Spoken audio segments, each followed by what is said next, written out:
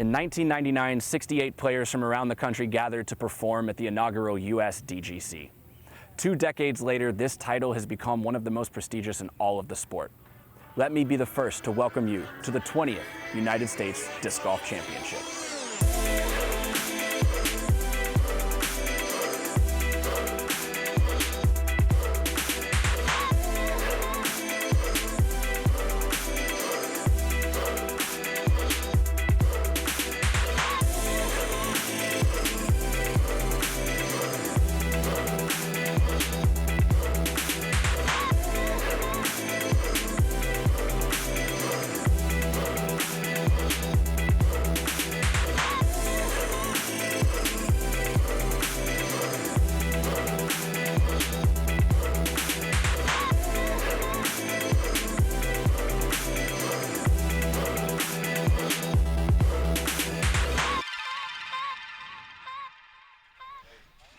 Happy Saturday, everybody. We are out here in Rock Hill, South Carolina for the 20th United States Disc Golf Championship. You're tuned into the Hole 17 live show. I'm Jamie Thomas, joined by Avery Jenkins once again. So happy you're choosing to spend your weekend with us. We've got a great show lined up for you. We've got some special guests coming. We've got some giveaways coming, and we will crown the 2018 United States champion this afternoon right here on this broadcast. So stick with us all the way until the end.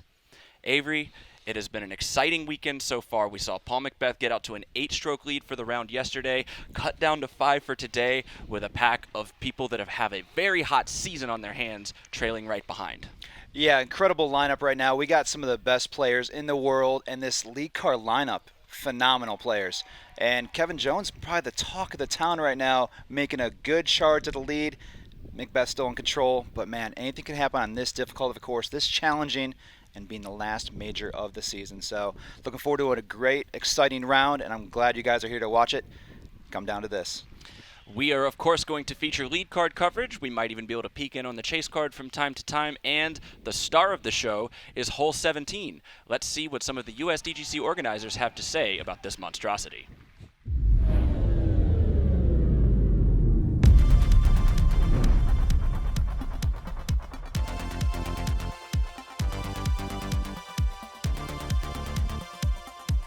Well, hole 17, it's significant because I believe more championships have been won or lost based on the outcome of that particular hole. 17, what we really wanted to do was to have a short, dramatic hole. You just know that's the one you want to watch. That's it. There's no lead that's safe. And to have the spectators stay interested the whole time, it was important to have a hole where the round wasn't over until that hole had been completed. Because anything can happen. We've seen the hole aced, and we've seen people take very large numbers that you wouldn't have expected them to take.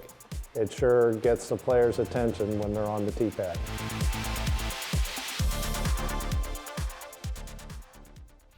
And it's interesting to call hole 17 a monstrosity. It's only 254 feet, but like the men said, it's been a lot of winning and losing going on that very hole. Seriously, anything could happen. You got 2 holes to play, as like Harold said, course designer of the Winthrop Gold course. And knowing that the round is not over through 16 holes, you still have to get past the island green of 17. And there's no walk in the park going on 18 either. So it's good 2 finishing holes that could make or break the champion of this event. And we're peeking in on the chase card right now as we saw Ricky Wysocki attempt a putt from inside the circle. Early action today so far. Josh Anton out to a hot start, 2 of his first 3. And here is Greg Barsby. He's putting for birdie.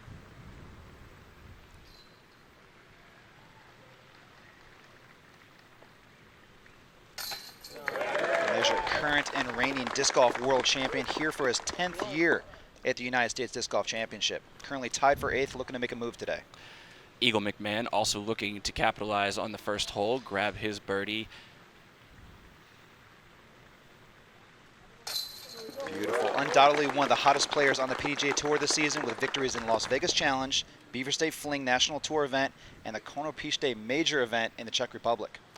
You'll remember from a couple years ago, before the weather had to cancel an early round, Eagle McMahon was looking like the favorite to take home the 2016 title.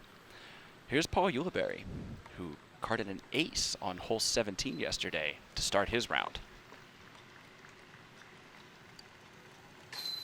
As you talk about that electrifying hole-in-one on 17, really lit up the crowd, got the spectators going. And Paul Ulibarri has the most top 10 finishes of any player at the USDGC with 7 top 10s in the last 12 years. A player with much experience out here, going to look to make the same kind of moves that he did yesterday, putting himself in great position as we're following Barsby up to hole 2. Some cloud cover early this morning, Avery, but that has since burned off, and it has turned into what looks to be another scorcher today. Yeah, the temperature's up in the high 80s, so it's a little bit of a savior because it's been in the 90s most of the week, but clear skies, not too much wind thus yet far throughout the round, but anything can change on this kind of course, and especially when you get up some wind out here, it adds another factor to how challenging this course can really be. And we were able to catch up with the world champ just before he started his round today. Let's see what he had to say about competing in the final round today.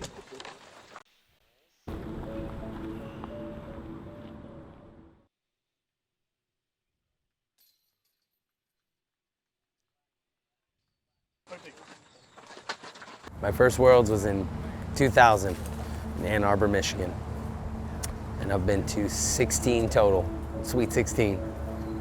The course has fit into the way I play golf, you know, and as long as I can make enough putts and give myself enough opportunities to have a chance, then there's, you know, the possibility that I could do it. So if somebody would have told me that I could have had just 9 under for the last 27 holes of that tournament to win, I would have told them that there's no way. Just all the times, the years that we put in on the tour and on the road, just being able to have the success of, you know, a specific event of that caliber is just monumental, you know, to not only just my psyche, but everybody around that's been, you know, giving me those kind of props or, you know, congratulating me. You know, it means the world, you know. You know, eternal thanks to all of the Barsbarians, my empire that's out there. It's a great honor to have that, and you know, I love the game so much, so it's great to be an ambassador for the sport. And I would like to continue to teach and be able to share in the love of the game and the spirit of it, and really be able to push that forward and help people play better, because, you know, if you can help provide fun for people, then, you know, that's why we live.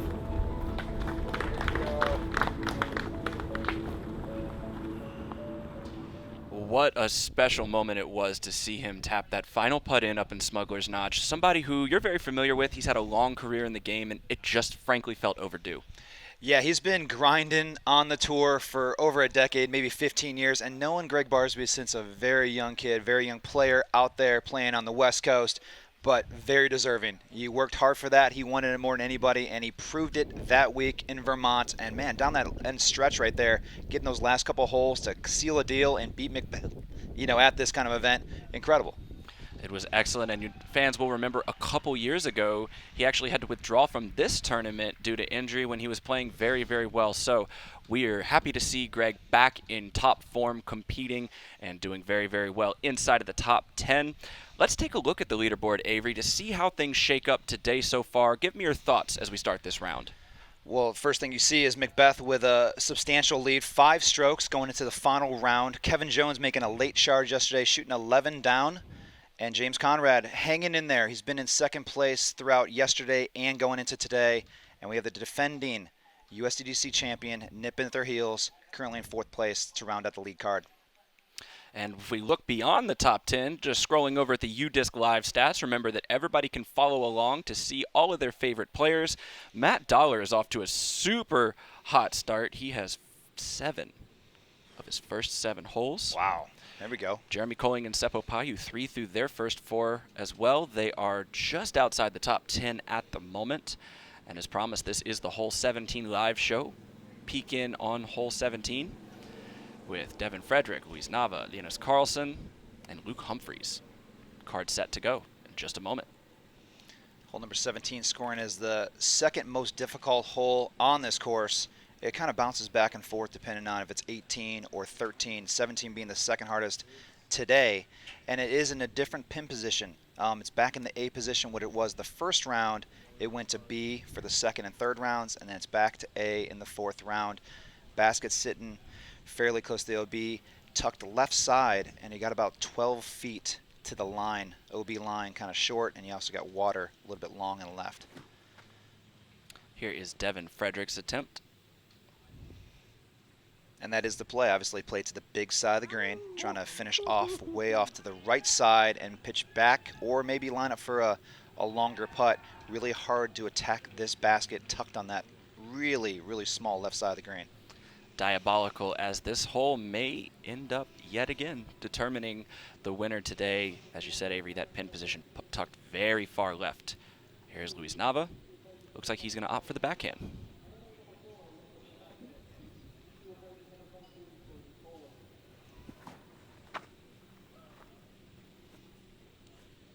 Good height. A little wipe of the brow. This is a hole you want to get past. You're thinking through the first 16. Yeah, I got a good pace going, but man, it really is about making this island in one shot. And of course, these competitors are a little bit further out from the lead than a guy like Paul Macbeth sitting at 29 under par, but it just always feels good. Regardless, you still want to make this island, regardless of where you're at, 16 over, 13 over, 18 over, you want to make this island to just feel better about your round and finish up the tournament in style.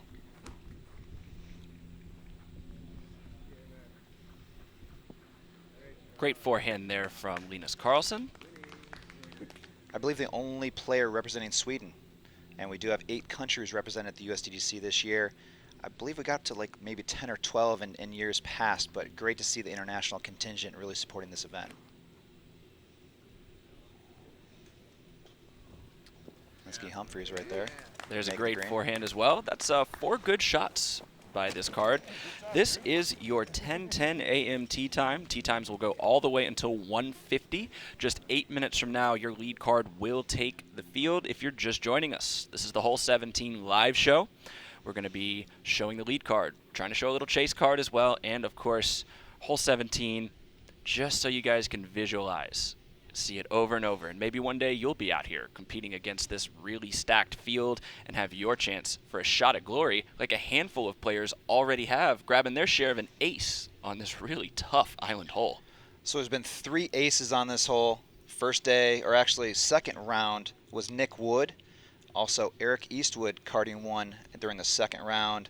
And then third round yesterday, as most of the viewers saw on live coverage, Ulibarri on the lead card, forehand ace, dead center, SC top 10. What a special moment for us to see it and for it to happen just behind us as we're watching the TV and hearing the chain smash right behind us here, but also to have the champ on the call with us to see that. What a great moment. This will be Devin Frederick from outside of Circle 1.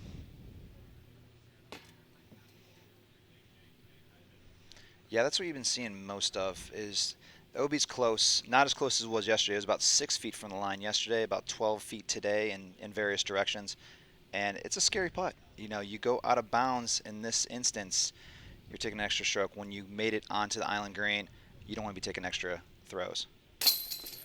There's a solid putt there from Luke Humphreys, and that's one to feel good about when you're going home tomorrow.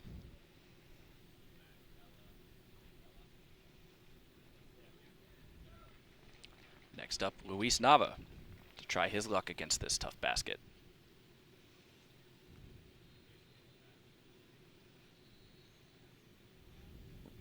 Gotta give it a chance, man. Gotta give it a chance. Get it up. I am quite sure we will see him once again down the road. He'll have more opportunities to attack this green. And the international flight is the longest. Like you said, we appreciate all the international competitors as well as fans watching. Let's see if Mr. Karlsson can give something to write home about here. Yeah, one of the younger competitors in the field, and always great to see the youth of disc golf, especially in the pro ranks.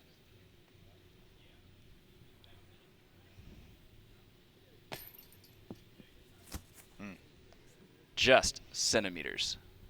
And you can see he wants that one back right there, Avery.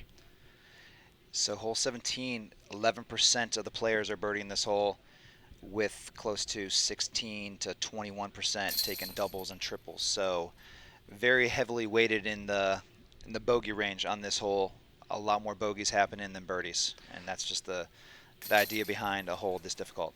And it also has to do with how the rules play on this hole. You are playing the stroke and distance penalty. So if you miss the island, no matter what, you will always re-tee, and different than in years past, you must re-tee immediately. Yes, and that's the thing about this hole. You get 3 chances from the tee pad, and regardless if you lay up short right off the tee pad, you still get 3 chances. If you miss on those 3, go directly to the drop zone, and then you got a chance to save, at least a stroke, but you've seen a lot of 8s and 9s for the players that have missed 3 times on the silent green.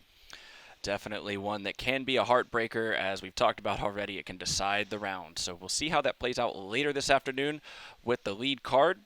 Let's go check in on Kevin Jones, probably the most talked about player this season. He made his debut here last year with a solid round, and said we should make some shirts that say, "Who is Kevin Jones?" because he surprised a lot of people. But I'll tell you what, Avery, he did not surprise himself. He is full of confidence. He's been a very confident player throughout the year. He's for Greenwood, Arkansas, in his 4th year playing as a pro, and it's his 2nd appearance at the United States Disc Golf Championship. He's a fearless competitor, but he must play very aggressive in order to take the lead.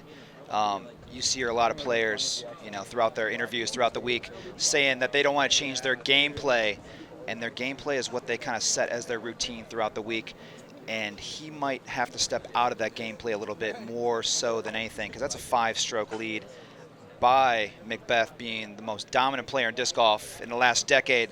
So really tough to catch a player with that much skill.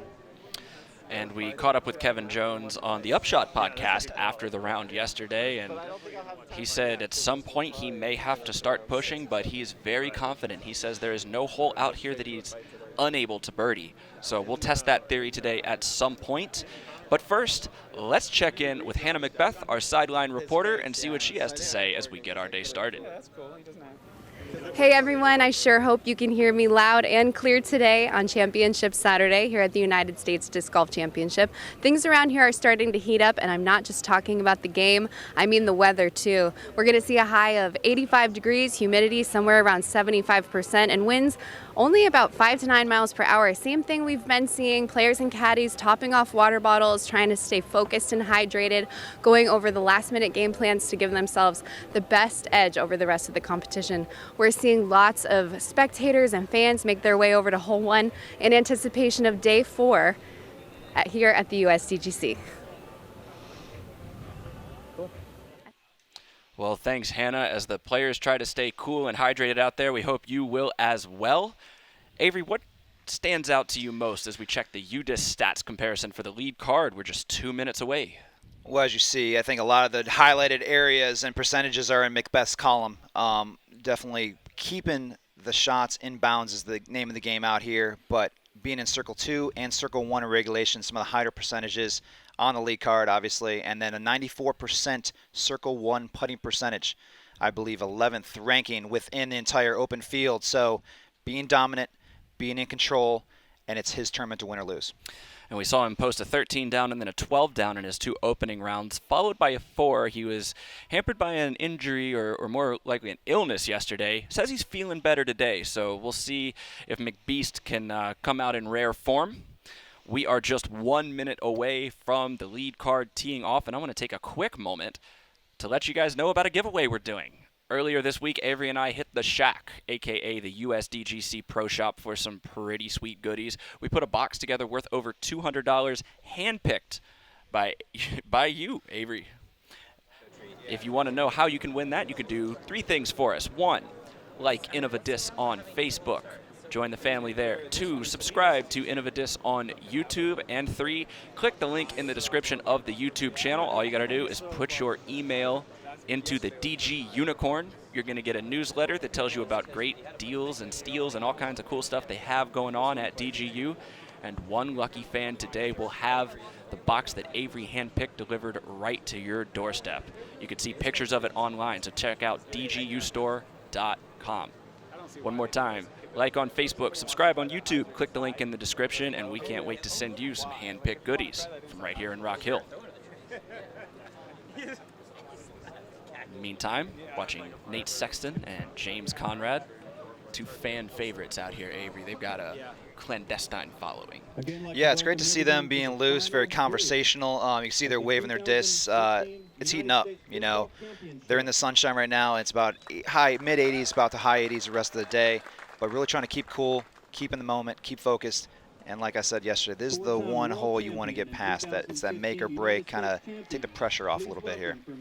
And here we go, the moment we've all been waiting for. The lead card of the 2018 United States Disc Golf Championship set to tee.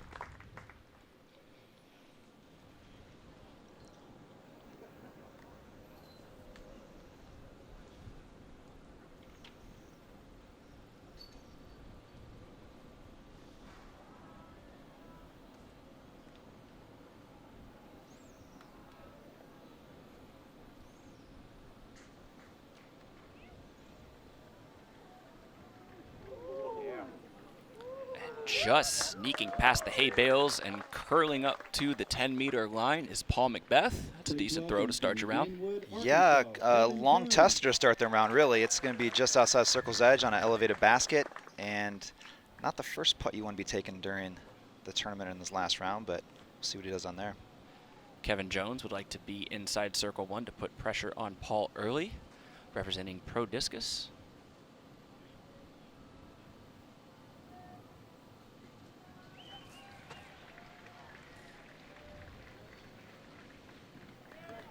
On point. Not only inside the 10-meter circle, but inside that bullseye ring. That should be a tap-in for Mr. Jones.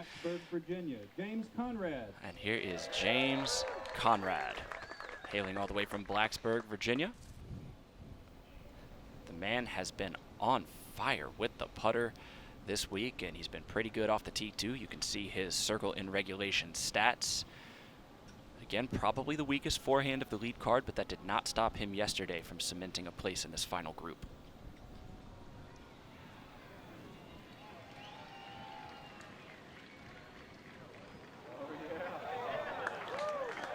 Love it. Just sneaking by the brush there.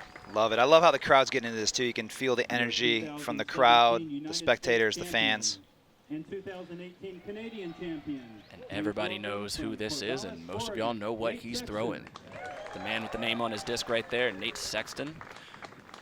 I'd bet my bottom dollar that's a Nate Sexton Firebird in his hand. I can guarantee it. And this is a shot that he loves to throw.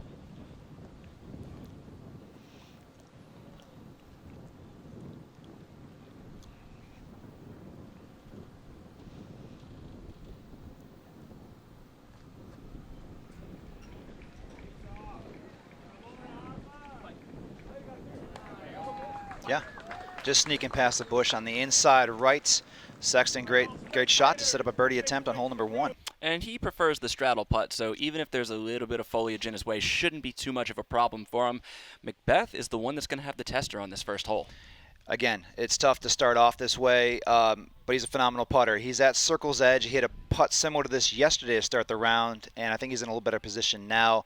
But with Kevin Jones putting the pressure, parking this hole to start the round, it could run through McBeth's minds and maybe create a little emotion on this first hole. It'll be a great heat check for those McPro AVRs that he's known for throwing. And let's check at the UDisc stats so far. As we know, Avery, the front nine on this course is typically where you do a lot of the scoring, and then you try to save those birdies because you know you're going to maybe give one or two away in the middle six. And as we look at the UDisc scoring, we just talked about him, Greg Barsby, 3 down through 3. Hot start. Wow, that's amazing. He's a dominant player. I think the forehand's really coming into play these first couple holes and showing it through 1, 2, and 3.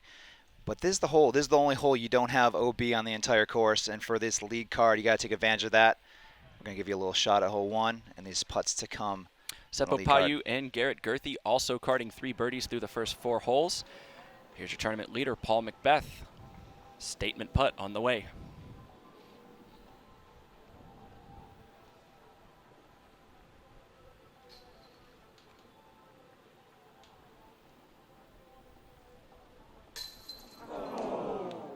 Oof. A lot of chain on that one. I'm surprised that didn't stay. And I am quite sure that everybody else is breathing a sigh of relief and ready to get that stroke on him early. Nate Sexton looks like he's clear of the brush. This elevated green here, a little crosswind right to left and a sloping hillside. A lot of different factors going on here. Here's Sexton for birdie. Better sit down. Ooh. And that's a heartbreaker right there. As you saw, Sexton had to move his disc. A player's equipment cannot interfere with the natural roll or result of the shot. Quick thinking by Sexton because he could be penalized for that. Wow, what a change of a situation here. A wide open putt just outside the bush, hitting the top band, rolling back into the bush for a way more difficult putt. Under the branches, uphill, elevated basket, and still all the dangers it had before. And the wind looks to have shifted just a little bit on him. It was blowing more into his face and a headwind. A little bit of a crosswind, and I promise I was not hoping for a guarded putt for Mr. Sexton. Let's see if he can convert on this one.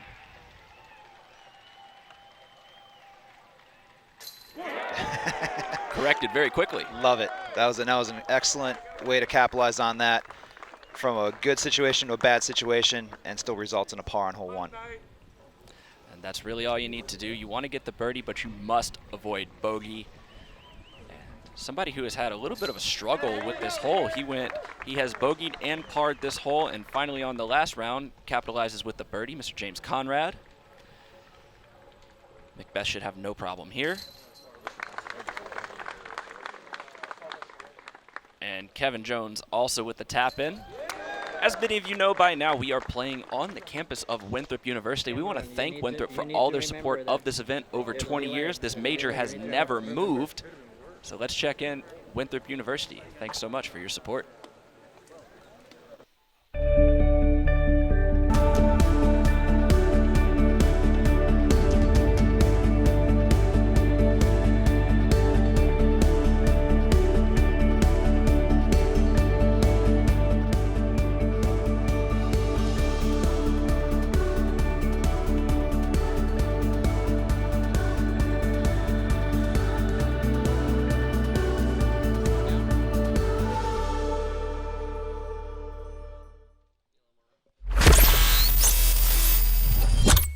Everybody, my name is Madison Walker and I'm here today to give you guys a putting pro tip. I know a lot of us have a hard time maybe missing short putts, miss a 15-footer, follow it up, miss a 10-footer. It's hard to bounce back mentally from that.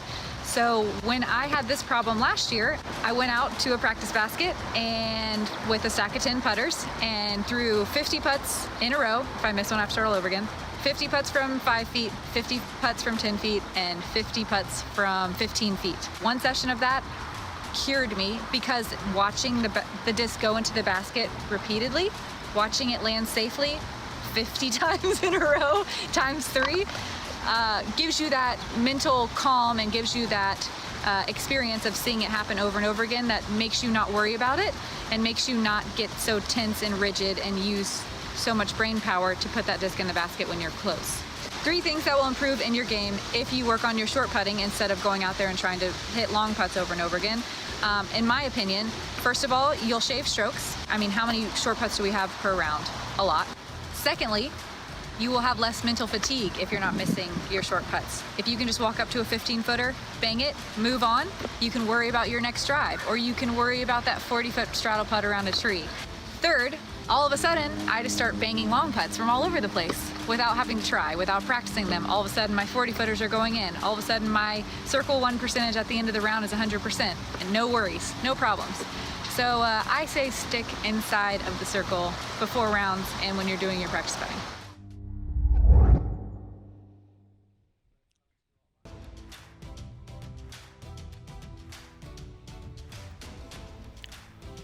And thanks, Madison. That's great advice for everybody. Stick with the fundamentals. Make your short putts, and soon enough, the long putts will drop in. If you're just joining us, this is the Hole 17 live show on Innovadis YouTube channel. And we have a very special guest we want to welcome into the studio. Our first one today, Mr. Joe Charguloff, the Executive Director of the PDGA. How you faring in this heat so far today? Oh, today is a little bit better than it was yesterday. I think we dropped a couple of degrees today, so it's a little bit more comfortable. And thank goodness that cloud cover finally burned off, and it's going to be a beautiful finishing championship Saturday.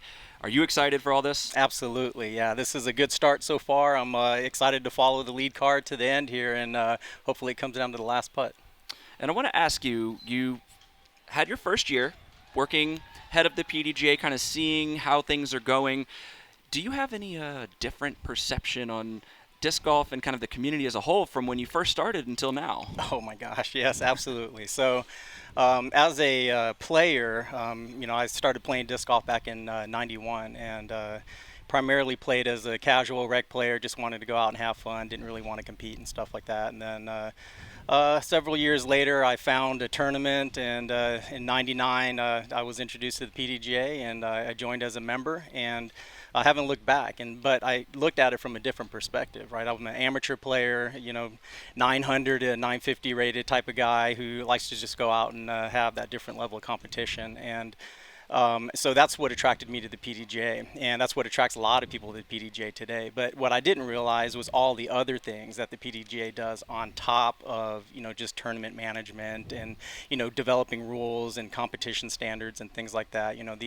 The PDGA spends a lot of time on the sustainability of the sport as well, right? So we do testing of disc and, putting in standards in for discs, and our targets.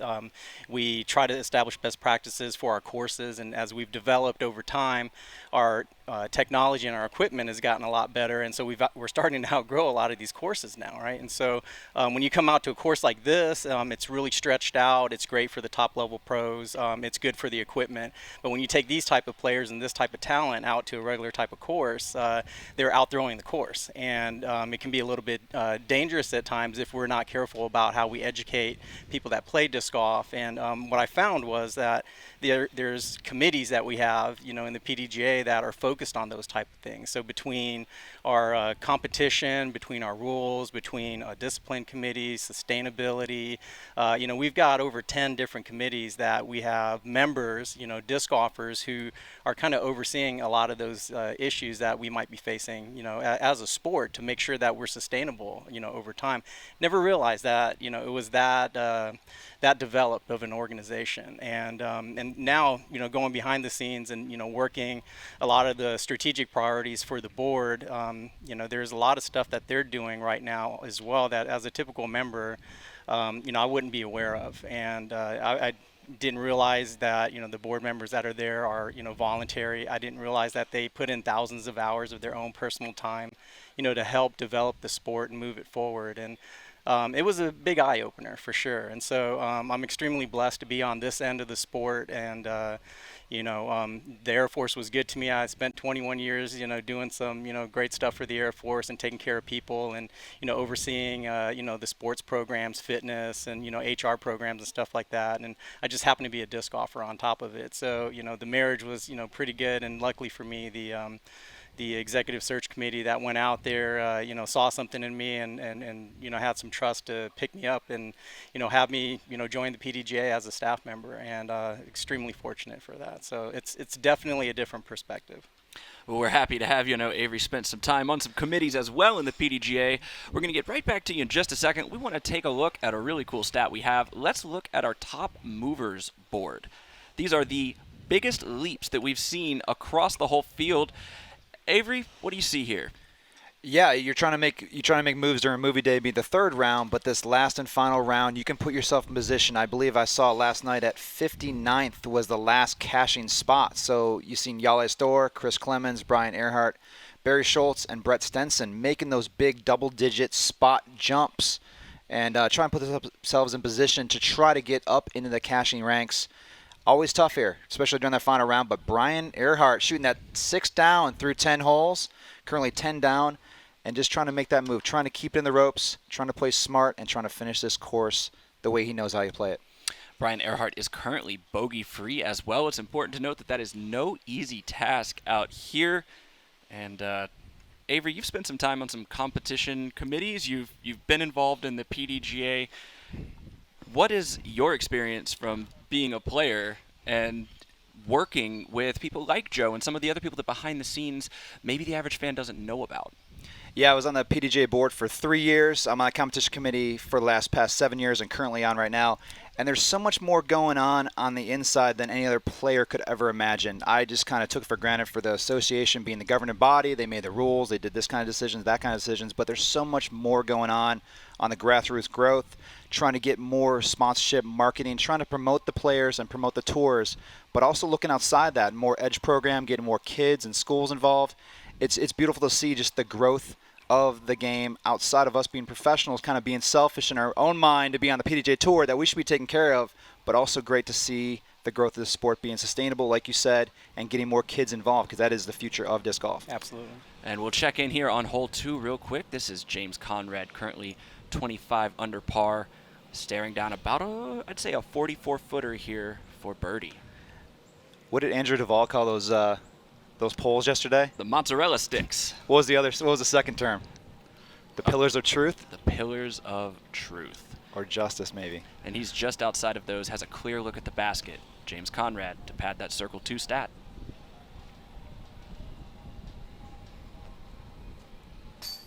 Nice. Wow. Good putt. He's been doing that all week long. So direct, so deliberate, so committed, and that extension to the basket outside the circle. Undoubtedly one of the best I've seen. Let's take that back right now. Just getting that upshot right into the good position so he's got a clear look at the basket. James Conrad has been on fire from circle 2 all weekend. We'll put that replay up for you in just a second here. Take us through this one, Avery. As you see the lineup, a very linear stance, but look how direct and deliberate his extension is. He's halfway to the basket by the time that disc is hitting the chains. Good leap, good extension, and very good committed putt. Loping gait from a very tall and lanky frame. This is Kevin Jones. And he is going to have to navigate.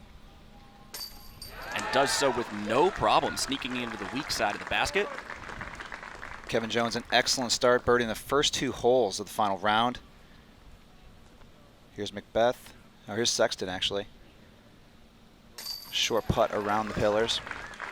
And that's 2 pars for Nate Sexton to start his round. Not quite as hot as he'd like to be. And the lead card just played hole 2, 3 down, so no problem navigating that new obstacle. And Joe, I want to ask you, how many years have you been out to spectate the USDGC? You've said you joined in 1999, which was the first year this tournament ever ran. Yeah. I believe I saw you here last year. Yeah, I was here last year. Was that your first time? It was my first time, yeah. But this was one of those bucket list items. You know, as a player, you always want to come out and, you know, spectate the big events and things like that. And so this was one of the ones that was on that list. So I was really happy to come out here and, you know, observe it last year and then again this year. And it's quite an event. You know, the energy out here, just walking through the crowds as they're, you know, going from hole to hole and waiting for, you know, their favorite player to tee up. It kind of mirrors the excitement of the sport as a whole. You know, why we're, you know, constantly, you know, growing at a rate of 15% in our membership every year. People want more of this, right? And when they're not playing, they want to, you know, look at it and they want to watch it. And so I think the USDGC has done a great job of, you know, providing, you know, not only a first-class venue, but now experimenting with this type of live coverage and, you know, always pushing the envelope when it comes to disc golf. And so really appreciate that. So, you know, 20 years, I think, you know, there's a lot of growth and experimentation and figuring out what works. And I think the USDGC has done a great job with that. There is a whole army of volunteers and staff. Oh my gosh. 250 people just That's between crazy. the competitors and the staff alone. Yeah. And that's more than you're going to see at your AB or C tier. It's just such an impressive effort, and we're glad you can make it. Yeah. We'll check in with the lead card here on hole 3, playing as the second easiest hole on the course. Avery, what do you expect to see from the players in terms of strategy on this hole? Yeah, this hole's stayed the same from tee pad to basket in length, but the difficulty is how tight they've really encroached these ropes, almost turning this hole into an island hole per se, with the ropes from the left side of the fairway really encroaching really slim. So they're making you attack this hole, play aggressive in this hole. You'll see a variety of, you know, putters or mid-range shots, something good speed control, good consistency, good height, and you're just really trying to get that straight carry, but something slower speed on the disc to hit the ground, drag, and sit. Here's Kevin Jones to lead off. That's right on line. Nice. Great execution on that shot, throwing a slower speed disc straight at the basket, getting that little slide, nestle up to the bottom. Should be an easy tap-in birdie from there. How about that, Joe? You got that shot in the bag? Yeah, I might have that on there, but not under this type of pressure.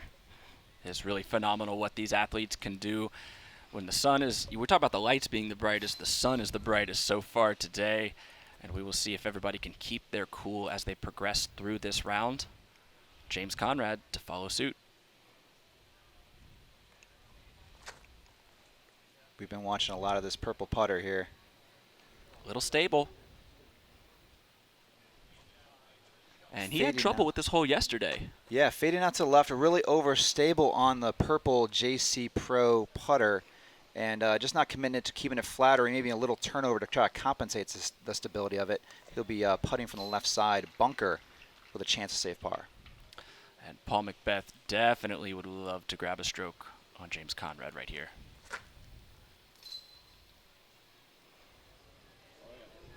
Right on line. Parked it. And that's the situation right here. Usually Paul's in control of the match, being first to tee on many of these holes and many of these tournaments.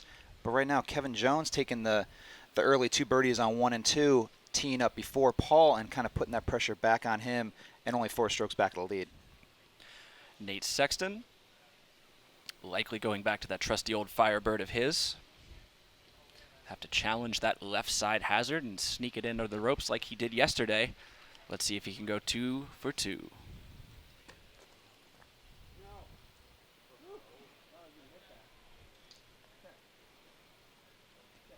Little inside early release. Absolutely safe, no problem about that. With a little bit longer putt than he had anticipated, but Sexton being a great putter, I see no problem. Let's see Paul Macbeth and Kevin Jones first attacking this hole. Avery, that's just a dead straight shot. That's just skill on display. Yeah, again, full commitment to the release, keeping it flat, knowing your discs, knowing the speed, and putting it right on point. As you can see right there, Paul's left hand follows all the way through on that release and just gently touches the ground, leaving an easy cleanup for a birdie. All right, and this again is Hole 17 live show. We're going to be here with you all afternoon. We're speaking right now with the PDGA Executive Director, Joe Chagaloff, and man, you started in '99 as a part of the PDGA, and that was the era of Climo. Climo was heads and tails dominating over everybody. He had the 90s was his, but now there's so much parity in the sport. Talk a little bit about that and how you've worked with the players to kind of grow the competitive side of this game.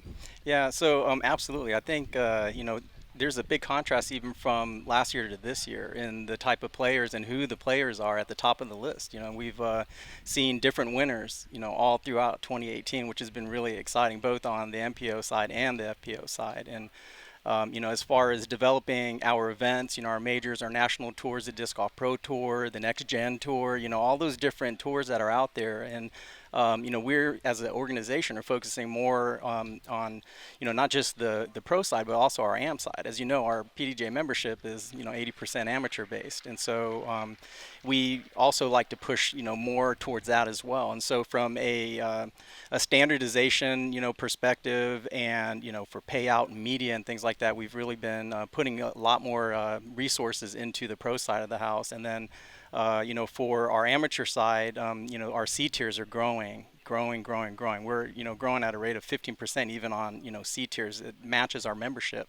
So there's definitely some hunger, right? They want to consume our tournament level, type of events. And so our goal is, as those start to grow, that we stay consistent with, training our TDs and, providing a platform where there's some, consistency from C tier to C tier.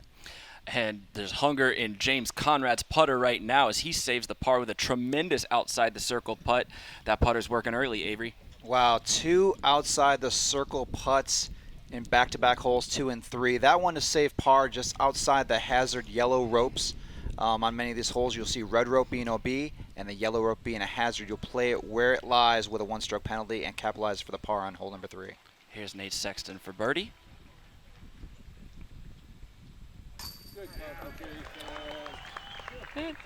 Let's see that one more time. We saw a little bit of a slip up on the very first putt of the day, but his next putts have been solid.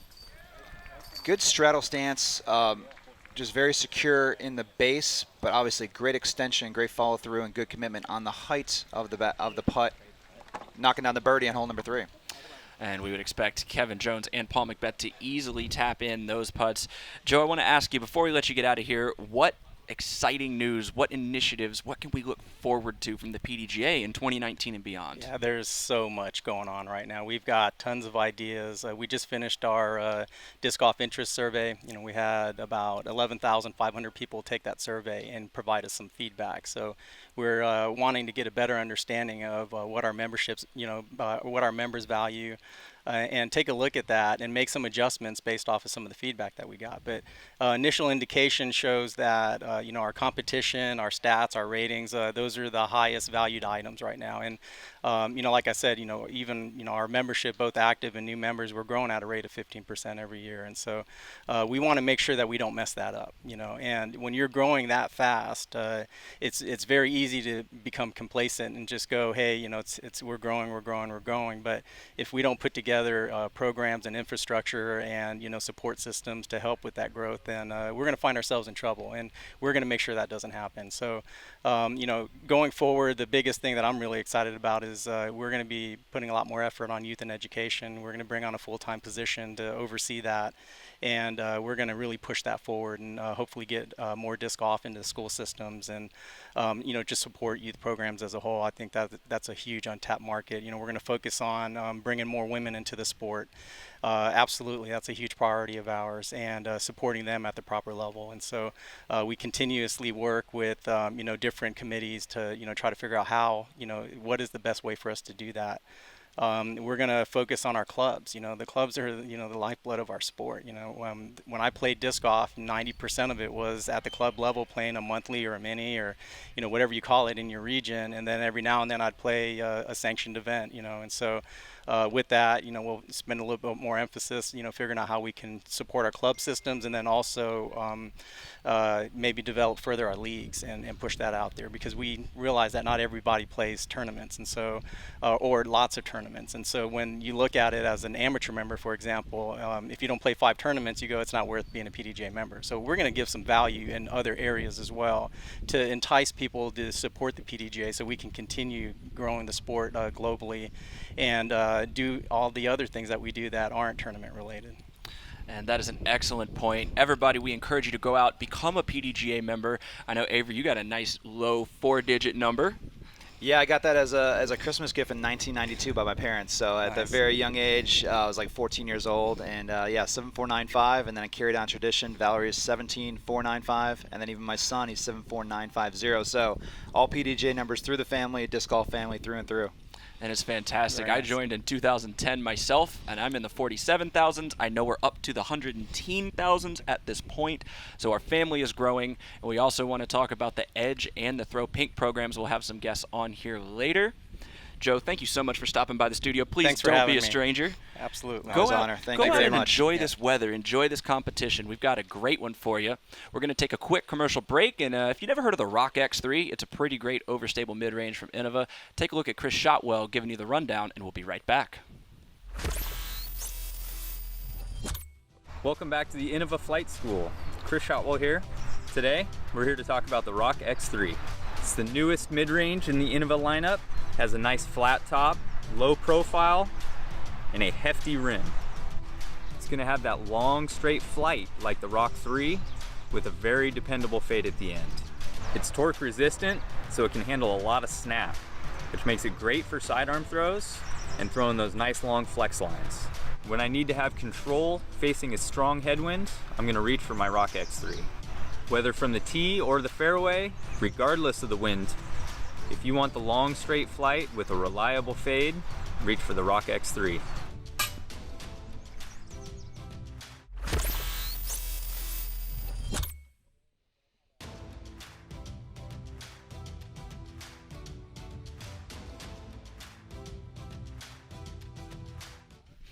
Welcome back to the Hole 17 live show. You're watching via Innova Disc, YouTube, or Facebook channels. We encourage you to come on over to YouTube. It's a little bit easier on the tech for us, and you can join a very live and active community there. Talk about your favorite players, things you'd love to see, and all that good stuff. We're going to be here with you all weekend long. Well, at least until the end of the day when we crown that champion, right? Exactly. I got that sentence out eventually. We'll be here all day. All day. All right, let's take a look at the UDisc Live stats. Once again, udisclive.com, the way you can follow your favorite player, their up-to-date scores and statistics. Some hot movers in the group today. How about Noah Meintsma? 8 down through 10 holes. Matt Dollar, 7 down through 10 holes, taking advantage of probably a little bit of that cloud cover we were talking about early. It doesn't get quite so hot out there, a little easier to execute the shots. But here is your top 10. Some small moves so far, Avery, the biggest one being Greg Barsby on a hot start. Yeah, jumping from the back of the second card and trying to make a chase of the lead card right now. Currently 5 down through 5 holes. He's a reigning champ. He's definitely proven how he can do it and has done it, and here doing it at the biggest stage of the last major of the year. And you were the 2009 champ. Talk about how much confidence winning the world title brings you going in just to the rest of the season. It shows that everything you worked for, everything you've tried to do throughout your career, you proved it, and you put it on the main stage and won the biggest event. Now you kind of got a little more leeway. Now you can go out there and play for fun. Not like you haven't before, but you can go out there and you know you accomplished something already. You got something on the back. You definitely accomplished a good accolade and a title within the sport, but now you can go out there and just play the golf you know how to play. You know, go out there at a big major event, USDGC, and just show your skills, show the field how you play at the highest level, 5 through 5. That's what Greg Barsby do. To do it right now, I think to try to make a chase of the lead card right now, he's in position to make a top 5 finish. Definitely Greg Barsby showing the skills in the last month with the Frisbee. We're going to check in with Hannah Macbeth, our sideline reporter. She's got a couple fans in the gallery that some of y'all may recognize. How's it going out there, Hannah?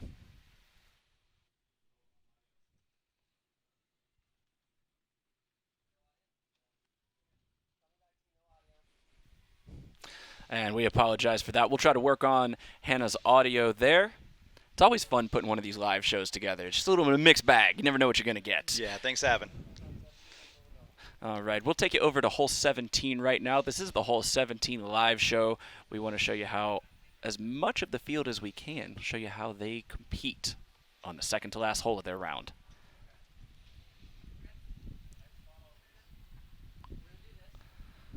And we're seeing a good forehand there. I believe that is Michael Gibney representing Prodigy Disc. He was the 4th to tee on his card. We could see Barry Schultz and Will Schustrick, who have a great legacy at this event, and Eric Eastwood, the lefty, who grabbed himself an ace on this hole earlier in this tournament. Yeah, we got some past USDGC champions on this card. Schultz with 3 and Will Schustrick with 3 U.S. titles. Barry going with a veteran move off the tee, laying up short in the fairway, and then he's going to try a cross over to the island on the second shot. And this hole has just not been kind to him this tournament, Avery. Yeah, he had some faults the first and second round. I'm not sure if he was trying to play too aggressive, but he missed the island more than a few times and had to settle for a quintuple and I think a 9 one of the rounds. Veteran move right there. Barry Schultz sitting it even for the tournament. You could scroll down on the udisclive.com page to see where the current cash line is, and you got to wonder if he knows where it's at and what he has to do. Sometimes you just got to take a par, and it's okay. This hole absolutely is. That's the game plan for a lot of players. There's 16 or 17 other holes out there that are scoreable. This hole not being one of those. Especially in the position it's tucked in now in the A position, really tight to that left side.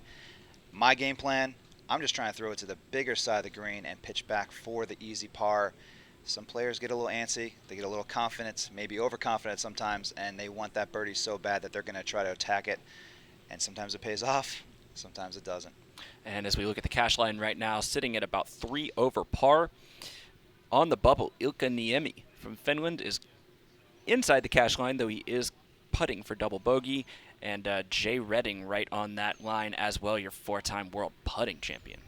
4-time? 5-time? Bunch of them. Guy can putt. Bunch of them. I think it's 4-time, actually. 4-time world champion. Some other notable names just inside the cash line right now. Simon Lizotte, Brian Schweberger, Grady Shue, Stevie Rico, all trying to bring home just a little bit of money to put into the bank. As Michael Gibney lines up a long look. What do you think here, Avery? Do you just go for it? I think this stage in the game, you're on the 17th card of the tournament. This late in the match, got 2 holes to go. Absolutely run the shot. And that he did, and chain high, just a little bit outside. No problem against the hay bale. He should be able to clean up that par. I think Schultz right now is the only one on this card with a legitimate shot to cash, so I think he's really trying to play his game. The layup on the tee shot, put in position on the second shot, trying to get the par on 17 and see what he can do on 18 to finish it up. A par or better will definitely cement him in the cash. And the lefty, Eric Eastwood, leaves his bid a little bit short. Surprising to see Will Schustrick at 6 over par. We know he was coming off of a pretty major shoulder injury, but it's great to see him back and competing when we hope to see him in full form once again soon. I think he made a commitment this year to get healthier, train, and get better, and he did. He had a great early to middle stretch of the season, played great over in Czech Republic and some of the other European events. So he played solid throughout the year.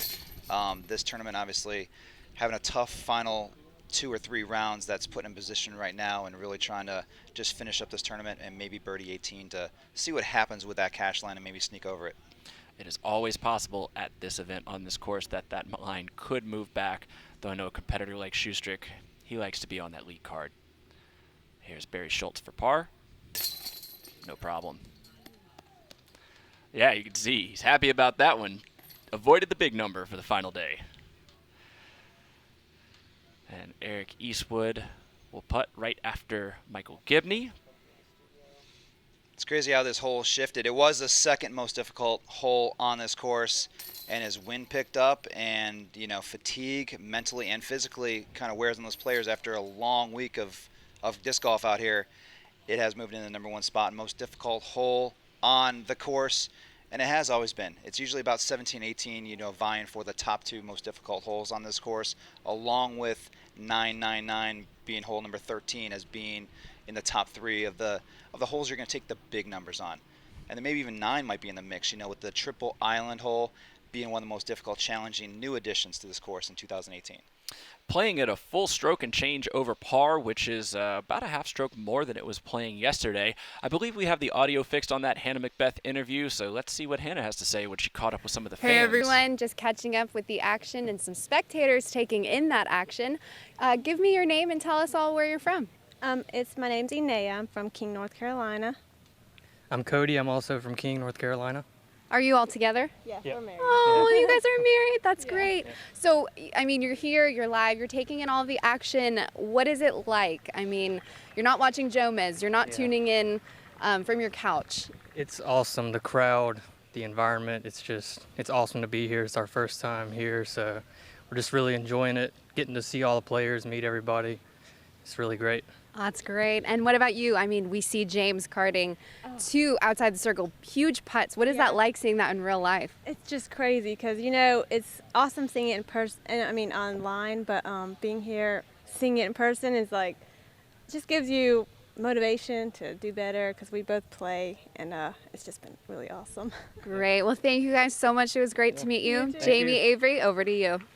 Well, thanks, Hannah, and we hope that all of our fans can come out and join us next year. This will obviously not be the last year of this prestigious event, and we hope that more and more people will come out, enjoy some live music, enjoy some great disc golf, and just a wonderful fall atmosphere in the Carolinas. We can see the gallery just over our right shoulders lining up on one of Avery's favorite holes, hole number 5, and Kevin Jones set to take the tee.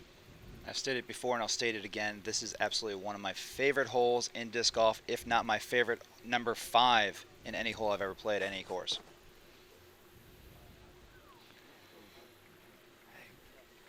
Kevin trusting that overstable disc and putting a big move on it. Yeah, using that advantage of the distance on this hole, trying to get way down the fairway on that first tee shot, setting up maybe a longer second shot and maybe a shorter third shot across the water.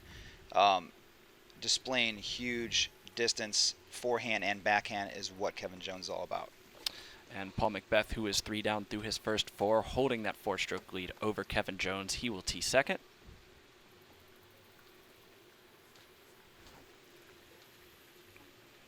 That looks like a little bit of a safer angle, Avery. It's got a good line, good angle, good skip. Trying to keep it to the tight side left will actually open up and access more of a hyzer line for this second shot, giving him a little more access to get closer to the edge and maybe shorten up that third shot to the green. And Nate Sexton with the patented Sexton flip. He took a par on hole 4, so he will be third to tee.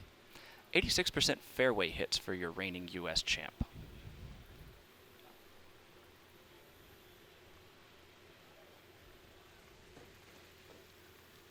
Throwing that trusty Star Excalibur on the forehand angle. Just trying to put it in play. Not getting the distance that Macbeth or Kevin Jones got on this, but just trying to put it in play. And I expect maybe a safer, more moderate shot down the fairway on the second shot. And with a hole this long, there's multiple ways to attack it. You can try to go for distance off the tee like we saw Kevin Jones do, or you can wait, play patient, and execute on that second shot a la Nate Sexton. James Conrad missed a scramble attempt on the 4th hole. He took the first bogey of his round, and he will tee 4th.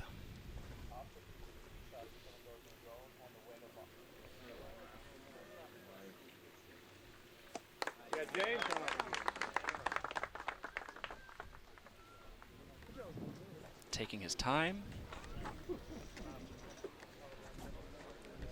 There's full commitment on that shot right there.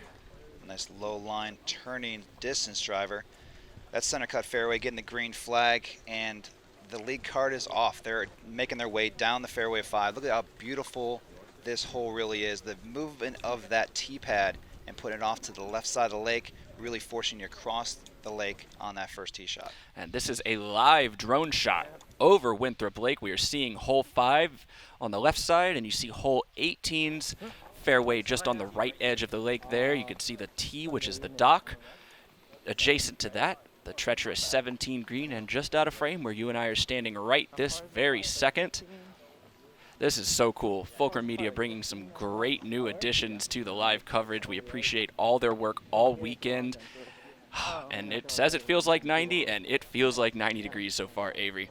This is the best weather I've remember in recent history at the USDGC. You're saying 90 degrees. That's why we're here in October, here in the Carolinas, and very surprised about the wind. Very little to moderate wind, 4 mile an hour today, and it's really not going to put too much of effect on the shots of the players here, especially with this much OB. You get some wind out here, and I've seen some crazy, crazy rounds and some crazy scores by some of the best players in the world. Low wind speeds today should make it very attackable. The players will know exactly what their discs are going to do in these conditions. As you see the VIP parking, the spectators are out in full force. The teeth are showing with the heat, though. We'll see how people's heads can stay cool as they have to play on through the afternoon. It's October, but it kind of feels like July. Here is Nate Sexton's second shot on hole 5.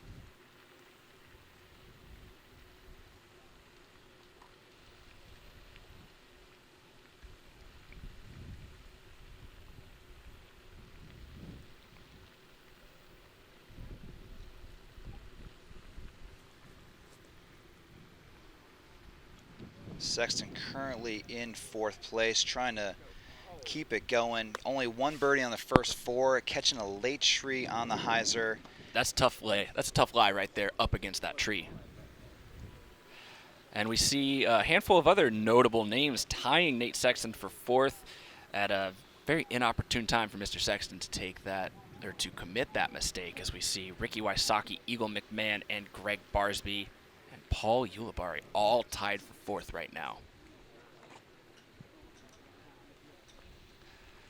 Looks like James Conrad will be next. And you've played in front of many galleries of all kinds of sizes in your career, Avery. Do you get a little more amped up and just a little more fired up to throw great shots? You absolutely do, especially in this situation. Lead card, final round, and in 3rd place where Conrad is, you're pretty comfortable. You have 3 to 2nd and 3 strokes ahead of 4th. So right now, you're playing within your game. You obviously want to make a move on 2nd or 1st, depending on if those 2 guys stumble. But putting on a show for the crowd is one of the favorite things to do out there. And there is a lot of golf left to play as we see Conrad attack with more spike-style hyzer. It's down in the flat part of the fairway where you want to be. But there's a lot of golf left to play. But we are starting to see the beginnings of a two-horse race between Macbeth and Jones. Conrad took a very inopportune bogey on the previous hole that's going to leave him on the outside looking in. At some point, he's really going to need to press. And this might happen quicker than you think for the fact that this is hole 5. I think 6, 7, 8 is a good time to start pressing it out. With Kevin Jones, we're really going to see how he does on the front 9, and he's really watching Macbeth, how he finishes on the front 9 to when to go and when to sit back and play his game. But I think we're going to start seeing some more aggressive play out of Kevin Jones in the holes to come. And here is Paul Macbeth, your 4-time world champion. It's a pretty good placement shot. Yeah, playing very safe, staying away from the water's edge. It's all about this third shot going across the water to the green. Basket situated about 40 feet just past water's edge. So it's all about this position shot on this second shot to how long this third shot's going to be. Kevin Jones goes quickly. That says confidence to me. Yeah, it was a very kind of tentative shot. It went mid-range, I believe, so nothing trying to force too much. You go too far past it, then you're actually pinched on that corner of bushes and trees, and there is a Mando there. So trying to lay up a little shorter, especially as far off the tee shot that he got, that this third shot should be a shorter shot for him than most. And as you can see, this is our live drone coverage. That is your lead card traversing the very long 5th fairway of the Winthrop Gold Course. If you're just joining us, this is the Hole 17 live show, but not just showing Hole 17. We're going to peek in on the lead card and possibly some chase card. We'll see how the afternoon goes. We're going to play it a little bit by ear, and anytime there's a break in the action, we want to bring you some shots from 17, some pre-produced pieces. We just always want to keep you guys entertained, our disc golf family worldwide. We're so happy you could join us. We know college football's on. We know fall is... There's a lot of attention. There's the MLB playoffs, but we're happy that you chose to watch disc golf here with us. I'm Jamie Thomas. This is Avery Jenkins. And Avery, let's one more time tease that giveaway we're doing. You found some pretty cool goodies this week. I am surprised they actually gave us access to the pro shop. Walking through there and filling up these awesome disc boxes full of all kinds of discs, to hats, to water bottles, to disc golf bags, stickers, minis, even these pint glasses that are really cool embossed inscriptions of the USDGC with different logos. So I'm so glad we could put these packages together and give them away to one lucky winner, one from yesterday and one today that's watching the live broadcast. We'll have details in just a moment after we watch Nate Sexton throw his third shot. So after catching that tree on the second shot, kind of out of position, but forced to go big on the forehand. And shots like that are why he is the reigning United States champion. He was definitely out of position, and that's a heroic forehand over the water. Known for being a conservative player, in years past he may have laid up to the lake's edge and tried to cross, but I love the aggressive play by Sexton, going big forehand, clearing the entire length of the water and sticking it in circle 1. And just a reminder, if you want to get in on that giveaway, we are giving the box of hand-picked goods by Mr. Jenkins himself. Click the link in the description of this YouTube video. All you got to do is put your email in. Give your email to the DG Unicorn over on the DGU store. All it does is send you an email once in a while with some great specials and deals so you don't miss out when your favorite discs go on sale. One of the lucky entrants will have this disc shipped right to their door. And on top of all that great stuff you found for me, you get a pretty cool commemorative box to keep it all in. Absolutely. For those collectors out there that like to store and keep their collectibles in a organized fashion, and these really nice new Innova disc boxes are a great way to do that. Paul Macbeth, forehand, I would fully expect him to put it right under the pin like he did yesterday. Let's see.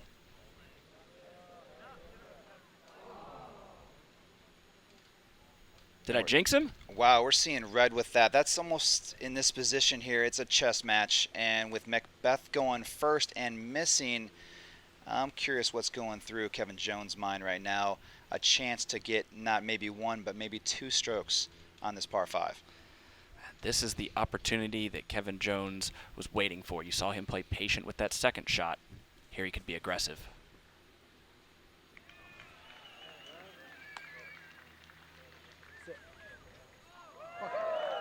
No waiver in this guy's confidence. Sticks it within 3 meters of the basket. And he has filleted this hole so far. Straight down the middle for 2 shots and then right to the bullseye. That's going to be a drop-in birdie for Kevin Jones. And Macbeth, windows cracked. Let's see if James Conrad can also steal some strokes back here.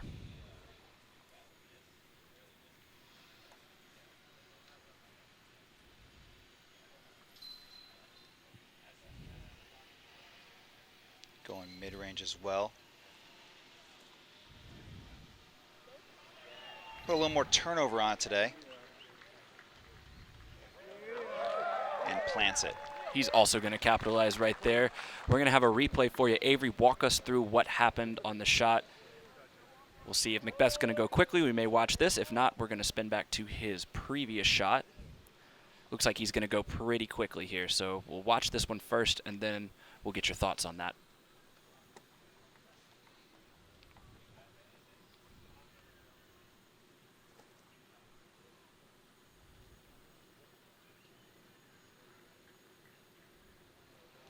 A little better line, a lot more angle, just settling outside the circle. It's tough to watch, really. This is the toughest part of this hole, is that third shot, crossing over the water. Macbeth opting for the forehand shot, fairly safe with the water, the wind coming off the water left to right. Just hung it out a little far and did not have the distance carry, coming about, what, 2-3 feet short of the edge? 2-3 feet short of the edge there, but that was still going to be a tough putt, even if he was able to hit grass. And here's Kevin Jones. Capitalizing on the occasion right here. Going mid, straight at it.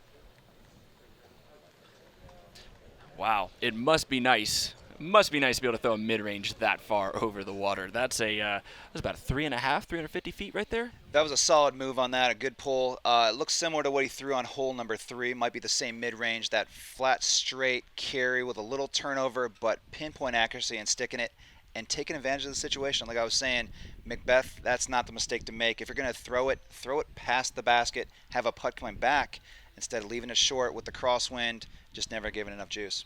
And Macbeth is still with quite a bit of work to do, quite a lot of juice left in the pitcher, as our friend Nate Sexton would say on the commentary. He's missed one from this range already today. What do you have to do to kind of get in the zone and steel your nerves to make this putt? Macbeth's got to feel the fire. Right now, he's feeling the pressure Kevin Jones making. The play he's going to make, he's not going out of position and playing too aggressive, but he's making the shots he knows how to throw. And here is Macbeth just outside of circle 1 to save bogey. He needs this. And that's 2 for 2, missing on the weak side. Wow, it's tough to watch. A 4-stroke lead about to get dwindled down to 1 in one hole. That is what Winthrop Gold can do to you. And that is expected at some point in this round. A little surprising on hole 5 considering how he played it yesterday. Nate Sexton can also inch a couple strokes closer here with a quality putt.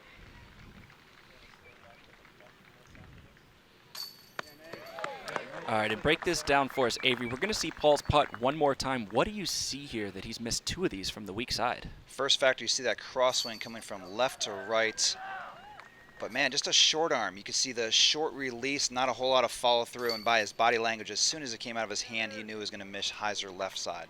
And that's one of those ones that you hate to see, but it does make for a more exciting tournament. And just Kevin Jones, all of a sudden, there's pressure on him now because Paul can bounce back from this. He's proven time and time again with 4 world titles and a U.S. title, many, many majors and national tours, but Kevin Jones has a lot to prove. Yeah, momentum just changed. It definitely just shifted right here.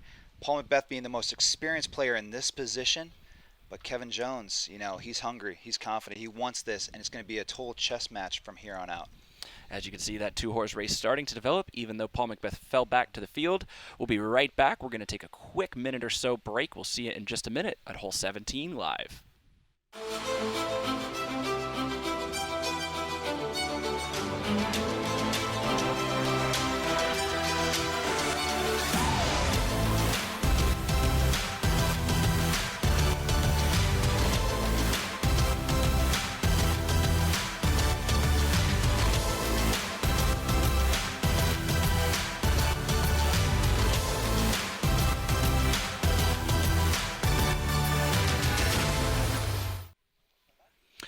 Welcome back to Hole 17 live at the 20th United States Disc Golf Championship. It is such an honor to be out here at Winthrop University, the Winthrop Gold Course, on this Saturday afternoon. We return to hole number 6, the beach. Nate Sexton with the birdie on 5 will go right now.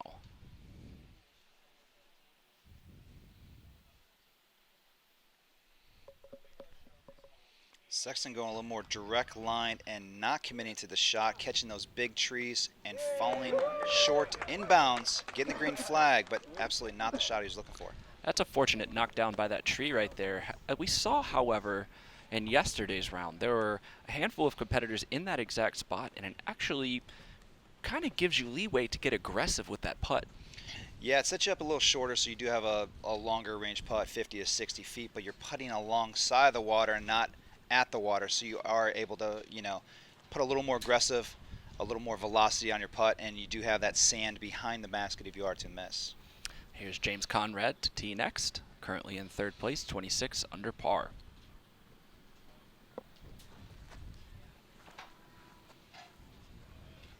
That's a good move. Can't do too much better than that. Absolutely love watching this shot when executed to perfection. It's a faster fairway or maybe a slower distance driver, leaving it down the right side of the fairway, let it naturally finish straight, skip, and hyzer over to the beach. And this is a hole that Paul Macbeth has typically done very, very well on in past USDGCs. We saw him struggle a little bit earlier this week. Let's see if he can correct.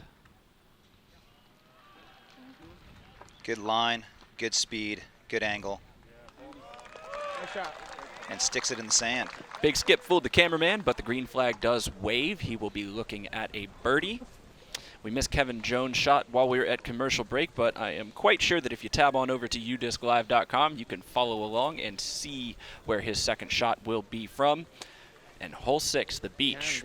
Ken Climo was pretty good at that hole back in the day, huh? He's really good at that hole, but you got to keep in mind that hole's changed a lot over the last 10, 15 years. It really has to do with the trees growing. Those trees that are just right off the tee pad to the right used to be a lot shorter and a lot more manageable. That OB line wasn't so tight from the right to left, and you could throw a huge hyzer and bury it into the sand. One of my favorite shots to throw, but it has evolved and changed over the years since Champ's been playing. And here is your leaderboard. The top 10 currently, Chris Dickerson making a nice move. Welcome to the top 10. 6 down through 9 holes. Again, Paul Macbeth's lead has shrunk to just 1 over Kevin Jones, who overtook James Conrad's second place start. But there's a handful of big names lurking just in the weeds. Ricky Wysocki, Greg Barsby, Eagle McMahon, Nate Sexton, they're all right there. Anything can still happen today. This is absolutely the start that Kevin Jones was dreaming about here. 5 down through 5. Macbeth faltering on hole 5, taking the double bogey, now sitting 1 stroke back. Momentum has shifted, but Paul Macbeth is still in control with the 1-stroke lead. And if you like what you're seeing right now, please, please, please go out and share it. Let everybody know they can see this on Innovadisc YouTube channel. We want to see big, big numbers today. This is going to be an exciting finish. I can guarantee you we're only a third of the way through the course, just about a third of the way through the course. And this is the Hole 17 live show. Let's pop on over to this hole and see what's going on. I hear we got a Yeti sighting.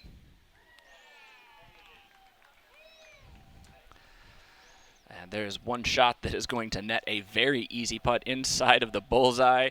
Jay Redding, give a little hook call as Stevie Rico. Long-time disc golfer, phenom from the old days. We're so glad that he still competes. A veteran and an icon within the sport. And he puts it on the island with no problem. Jordan Castro rocking the all-white. Currently 9 over par. Let's see what he can do.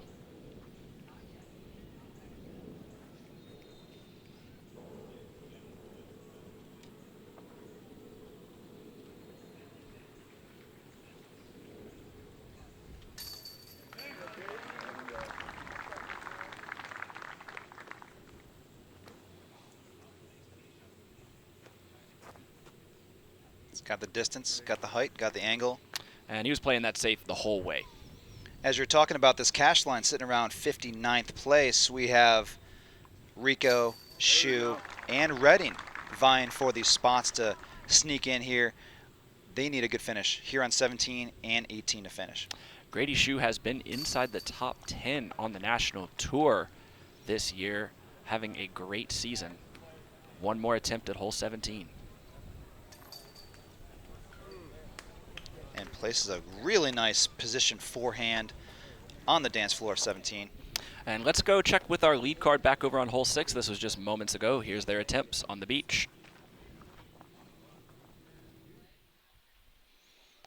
This is James Conrad's birdie attempt. Seen that before. Yeah, no problem. He reaches halfway to the basket. Paul Macbeth, just inside of where James Conrad's lie was. Little bounce back birdie. And Nate Sexton, I'm going to assume that is for par after his first shot did hit the tree. And once again, hole 17 live as we await the 11:10 a.m. card. Jay Redding, Steve Rico, Grady Shue, and Jordan Castro approaching the green right now. Steve Rico, of course, the owner and founder of Legacy Discs out of Southern California. Just one of the tour veterans, Avery. What can you say about him? They're another disc golf family. We talk about Steve Rico, Bomber Rico, the whole Rico clan. They've been involved in disc golf for over 30 years, and it's just great to see Stevie still playing. You know, he played his 22nd consecutive Worlds this past summer in Vermont. I believe this is either 10, 12, 15th USDGC. So he's been a part of all these big events and major events throughout the time, and he's a major event winner back in Japan. So he's no stranger to big tournament play at the highest levels. And we will check in with the lead card as they wait on hole 7 here, the triple Mando hole. See the players fanning their hands. The humidity is no joke out here right now. Avery, we have towels on the set just to keep us from looking too shiny on the camera. And James Conrad looks like he will be either first or second to tee. Let me tab over to UDisc and see how Kevin Jones did. He took his first par on the beach, so the honor will go to James Conrad. Any wagers as to what he's going to throw right here? Distance driver. No. Destroyer? Maybe a high-speed turn. I would bet it's a disc with his name on it. How about that? JC AVR. Just kidding, you guys. You know Avery knows his Frisbees. Seen this purple putter flying all week long with such precision and accuracy. I would have no doubt that he's not throwing the JC Pro AVR.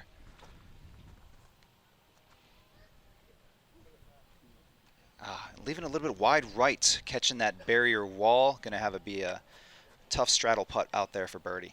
36 feet, probably just under 12 meters.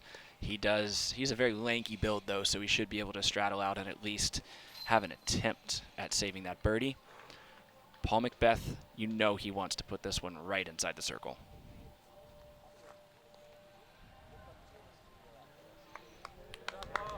And here's a chance for Macbeth to put pressure back on Kevin Jones, getting the tee back after the birdie on hole number 6 and absolutely parking hole number 7. Inside that bullseye, he is parked.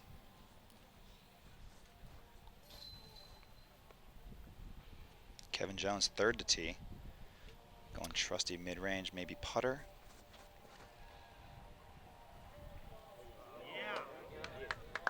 Love the precision, the follow-through. You could see just the disc leaving his hand.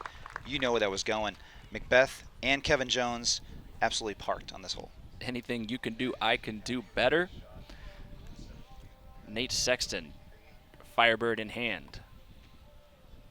So the first 3 going backhand. Sexton going forehand, going with his strengths.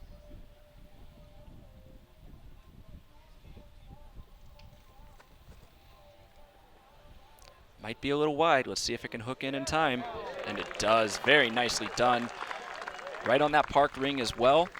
And Kevin Jones kicked some field goals as a collegiate football player.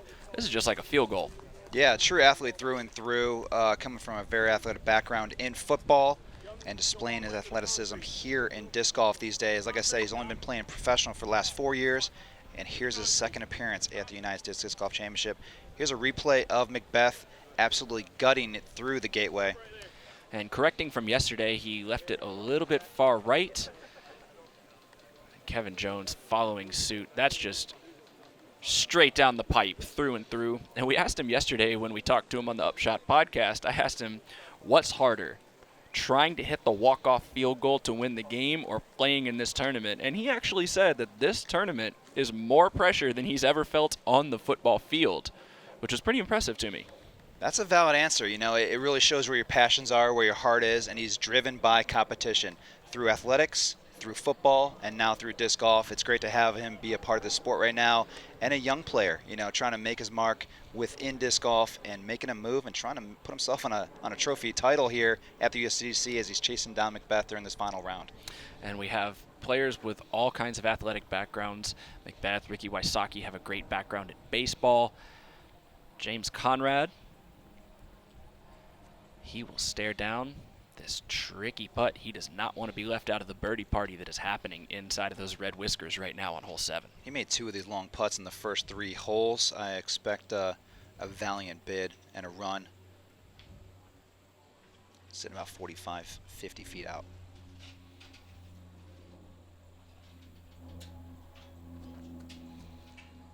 Good line, just not a good height.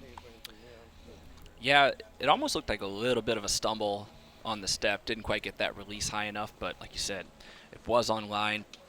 This should result in the card playing the hole 3 under par. These are all shots that these guys can make with their eyes closed. It's been great to see, you know, as much as we talk about the changes of this course throughout the years, this hole has changed substantially throughout each and every year. Sticking with the Gateway Triple Mando over the last probably 4 or 5 years.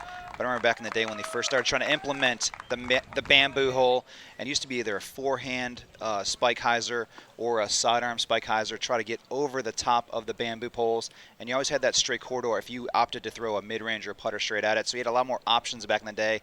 Now being a Triple Mando, they want you to go right through the Gateway, and 3 of those players converting for birdie in hole number 7. Accuracy, such a premium on the 7th hole.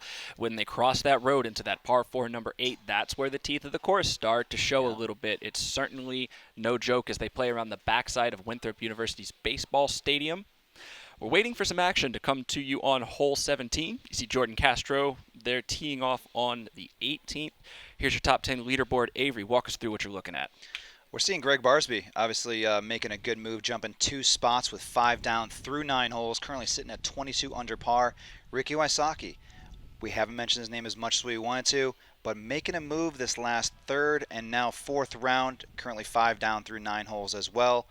And Nate Sexton still staying in position, 3 down through 7, still staying on the lead card, trying to make a move in that maybe 2nd or 3rd spot. But we got our 2 dogs on top, Macbeth and Kevin Jones, battling it out.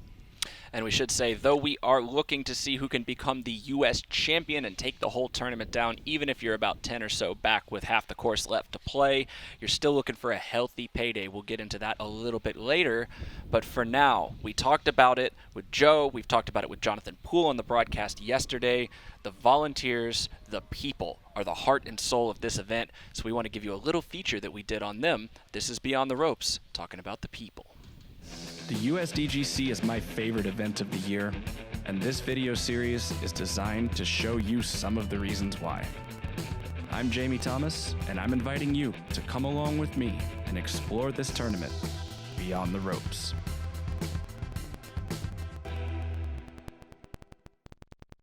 Can you sort of speak to the culture of volunteerism at this event? Well, it's for sure what makes the difference. Sometimes we refer to our volunteer base as the secret sauce. That's kind of the magic, you know. But somebody's got to put the ingredients in the secret sauce. And there's some magic in finding people, connecting with people who are as passionate about disc golf as we are. My name is Paul Berge. I'm one of the event managers and the volunteer coordinator for the United States Disc Golf Championship. Paul began volunteering at the USDGC back in 2002. 3 years later, he was tagged to run the volunteer program and has been at the helm of that project ever since. Our staff is actually quite big. We probably have 50 to 60 volunteers coming in through the week for course prep, and then another 40 of the Innova staff that really help manage and glue this whole operation together. One of those Innova staffers has been working at the USDGC since the very beginning. In fact, if you've seen our coverage of the tournament, you may recognize his voice as the man who calls out the players' names before they tee off on hole 1.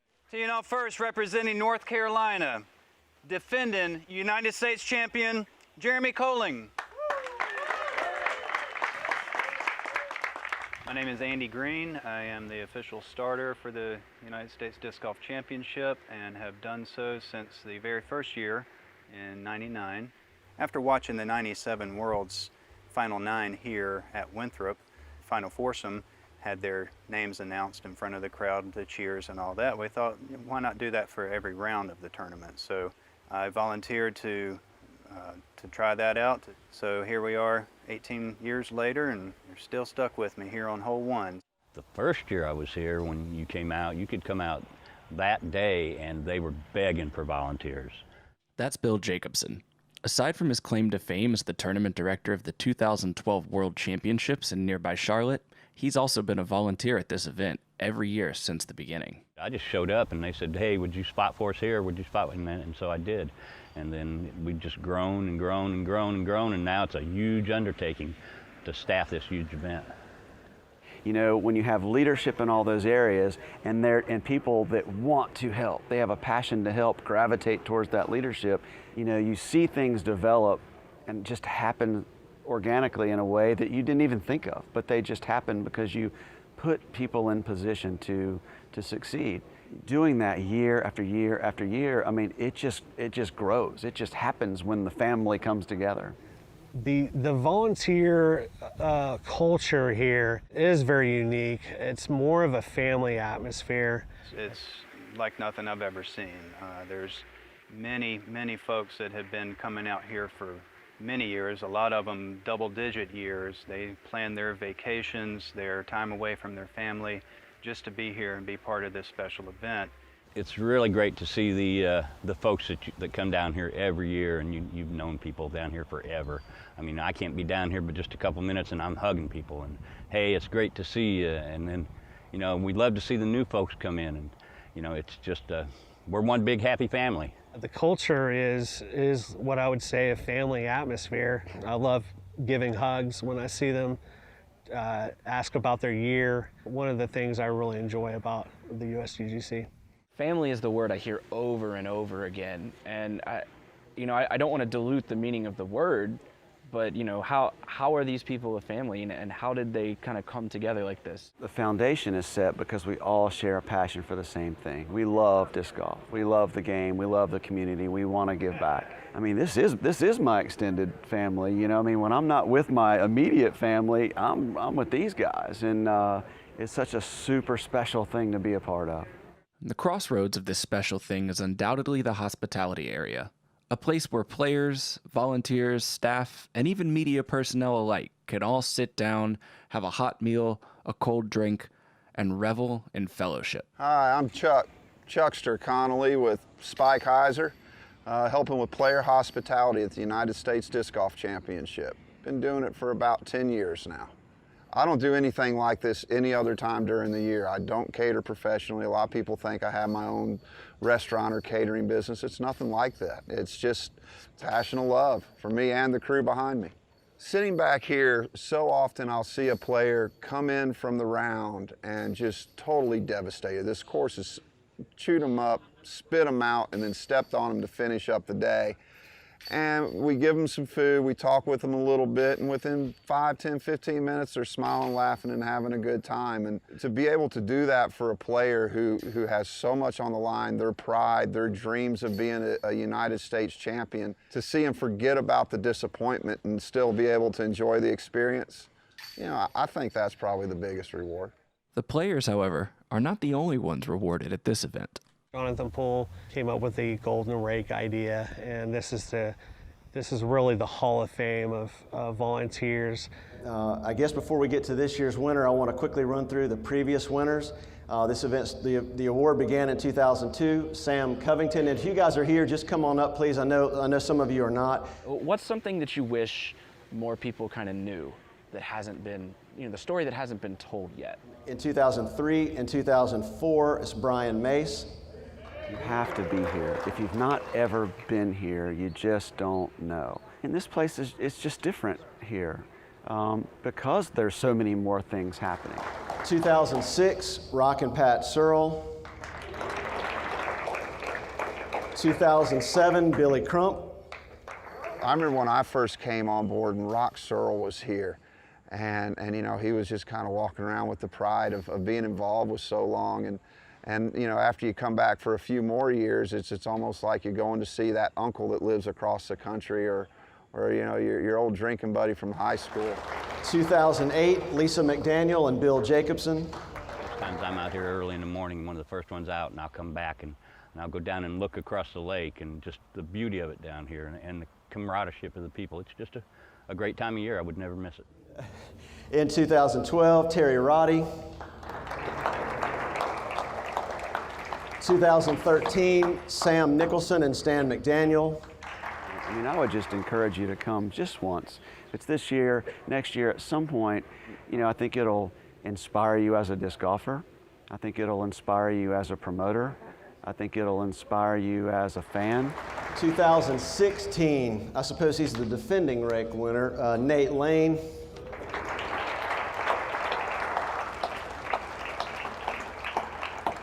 And I'm going to get right to the point because I can't wait to see this guy's reaction. But he's been on board for many years. Just does a ton of work, goes about his business, whatever needs to be done. You give him a list, he knocks it out, he works hard. He does everything you could ever ask and with the right attitude. You know, so embodies this award like you wouldn't believe. But if you would, please give it up for this year's Golden Rake winner, Tom Usselman.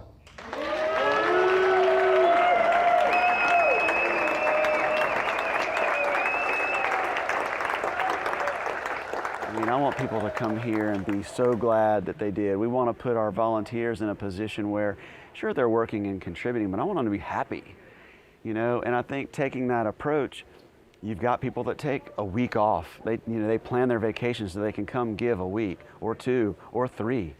There's a reason why that happens, and I don't think that's fully going to resonate with you until you set foot on these grounds during championship week. And finally, I asked these USDGC stalwarts what it's like to sit on the couch when it's all said and done and reflect upon their experience. There's so many people here that do so many things to make this event happen, and I think it's just neat to be able to do some small part of it to you know, contribute to such an amazing feat in our world of disc golf. Accomplishment is what comes to mind. It's another year under the belt. It's a big sigh. It's like, wow, we did it again. And then you start thinking again and going, man, I can't wait till next year. The fact that when people come here to work on this event and volunteer, they truly come here with a paid mentality, like they're getting $50,000 a year to do what they're doing. And with that kind of respect and that kind of commitment to this event, you know, how else can it not feel like a family? Accomplishment is what I like to say. I want them to hear it on hole 5 over there on the tee. 1, 2, 3. Team! That's what I like. And welcome back to Hole 17 live at the 2018 United States Disc Golf Championship. We are so glad you could join us. Take a minute right now if you can. Hit that thumbs up button on YouTube. Hit that share button as well. Tell your friends, tell your enemies, tell your ex-girlfriends even. Let them know where to watch the final major of the 2018 season. And while we were standing down from the cameras on hole number 8, some pretty interesting things have happened, Avery. Let's take a look at that top 10 leaderboard and see, because all of a sudden what we thought was going to turn into a 2-horse race, James Conrad, not so fast. Yeah, what's happened right there was we saw a birdie by Conrad on hole number 8, and both Jones and Macbeth bogeying. So right now, that's going to jump Conrad up in there within 3 strokes of the lead. Kevin Jones 2 back at this point. So it is a 3-horse race halfway through the last round here, and really anything can happen. Sexton sitting quite a few back of that, but I think Conrad, Jones, and Macbeth are going to battle us out. Chess match through and through, shot for shot, hole for hole. And everybody knows now the Hole 17 live show. We're doing a little bit of a variety show here today. We're going to tell you about all of the things that are going around the USDGC in addition to the lead card play. Remember, if you want to see every single hole-by-hole shot from the lead and chase cards, check out our friends over at Jomez Productions. Their next day edited coverage will air tomorrow. But for now, let's take a look at the Throw Pink initiative that's happening this year, and then we're going to invite a couple special guests on to talk about the EDGE program and the Throw Pink initiatives. We'll be right back in just a moment.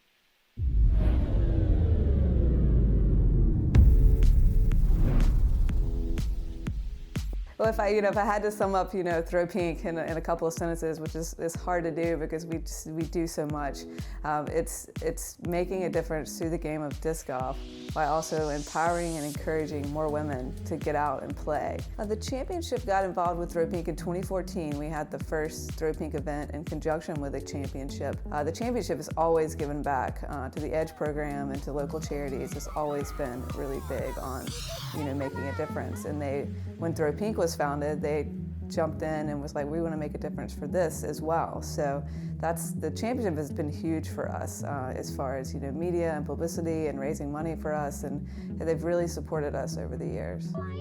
We're really excited about it this year. We're going to have Des Redding. She's a world champion, 3 times world champion. She's going to be here. The Breast Cancer Coalition is coming in. They're going to talk to the ladies about some of the ways that they can make a difference locally. There's no cure for cancer, but if you go into it and you're healthier when you're diagnosed with it, you have a better chance of fighting it. And disc golf is a really great way to get healthy and have fun. It's very easy to get involved in Throw Pink. I mean, the easy solution is you can buy Throw Pink merchandise that all goes towards the charity and making a difference. But you can also run Throw Pink clinics, or you can run full-on PDGA sanctioned events. Well, the Big Arm, Big Hearts Lake Toss, they've always done a distance showcase across the Winthrop Lake, and in recent years they've paired it as a fundraiser for Throw Pink. So participants and spectators can come in and they can buy a disc, and they sign their name on the back of the disc, and then one of the pros that's throwing it will throw it across the lake. If it makes it across, you get to keep it. And in previous years, we've had baskets set up, and if they make it in the basket, you get to keep the basket too. And all the money goes to Throw Pink for the discs that are purchased. And hi, please join us this Saturday, October 6th at 9 a.m. for the Throw Pink Clinic and Fun Round here at Winthrop University. And stick around afterwards to watch some of the top pros throw over the lake behind us. Come join us and let's make a difference. And the Throw Pink initiative is such an important part of what goes on out here at the USDGC. Once again, if you're just joining us, this is the Hole 17 live show. Welcome back in. I am Jamie Thomas, and I am now joined by Sarah Nicholson and Des Redding, who have spent so much time and effort working on these charity initiatives.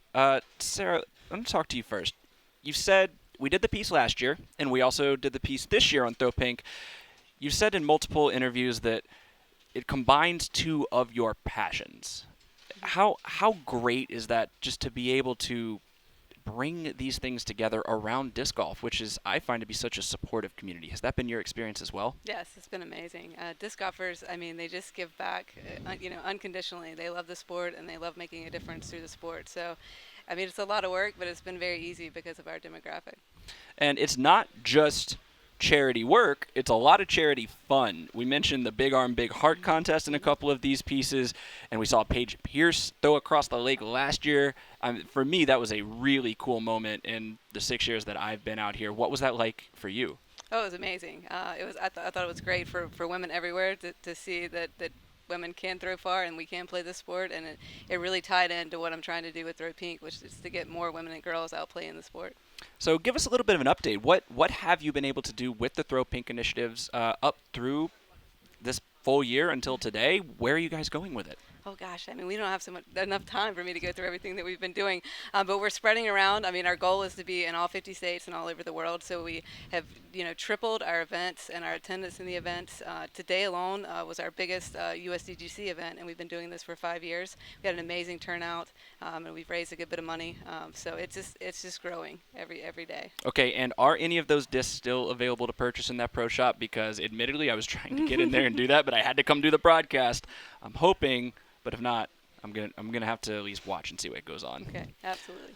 And Des, the EDGE program, one of the most fun things. When we filmed that segment last year, it was just the joy on the kids' faces. One of the most genuinely heartwarming moments that I felt in the entire history of this event. Give us a little background into the EDGE program. So the EDGE program, we originally, in 2002, was my first qualification for the United States Disc Golf Championship, and I was lucky enough to get paired with Harold Duvall. At that point in time, Jay and I were teaching in the Austin, Texas area, and we were doing an after-school program for disc golf. And through our conversations with Harold, and then it was John Lixit also at the time, he's a program director in the educational field, we came up with the concept of creating a curriculum to bring it into schools and create activity-based guide for teachers. So what we did was we have a 3rd through 12th grade NASB standards curriculum, so that means it meets all physical education standards when they're teaching. It then gives those teachers the benefit of having lesson plans that they can actually put into sessions and teach skills of disc golf in a game format. And it's really the concept that drives EDGE forward. We can all go into a school and say we want to get disc golf in there, throw them some discs, like weight is obviously the best, give them a couple targets, but if you don't give the teachers the tools to actually teach the disc golf, they're going to lay into the closet by themselves. So EDGE itself is really great in itself with that 3rd through 12th grade curriculum. It's what sets us apart. And I believe I heard earlier this week that on Monday qualifying, the Robinson brothers, who were 2 of the 5 contestants who earned their way into this year, actually started out in the EDGE program many, many years ago. It is so true. And you were talking about having that warm, fuzzy feeling. I remember working at one of Amateur World Championships, and someone came up to us, and he's like, "Do you remember me?" And or sitting there trying to get the file base and figure it out. I was like, no. He's like, you wouldn't have, because you came to my school, you did an assembly, and we would throw out minis and then bring those kids out who caught the minis, and we'd do a little putt, relay game. And he was one of those elementary 3rd or 4th graders that caught that. And now he's a PDJ member creating and competing into the Amateur World Championships. So it does show you how once you bring it into the schools, people will come into the sport, and if they don't, as long as they're enjoying it, saving our green space, and having a healthy lifestyle, that's really the EDGE initiative. And that is so wonderful to hear. We're checking in on our lead card real quick, out on the newly redesigned hole number 9. If you caught our broadcast yesterday, we were able to catch up with Harold and Andrew Duvall, who discussed the strategy behind the new design on this hole. We are looking at your current tournament leader, Paul Macbeth. He's on the fairway after 1. Here's his second. It's the bean-to-bean hole. Not bad right there. Yeah, that's a good shot, especially with the pressure off of that bogey that Macbeth just had. That's a good shot to come on and rebound. And Nate Sexton, your current USDGC champion. Once again, the old trusty Firebird in hand. So important out here on the U.S. Championship to go with the shot that you know the best and have the most confidence in. I heard the interview with Nate talking about how he likes to lean into whichever hyzer has the best opportunity for him. So I agree that Nate Sexton Firebird is the trusty shot for him at all points and times.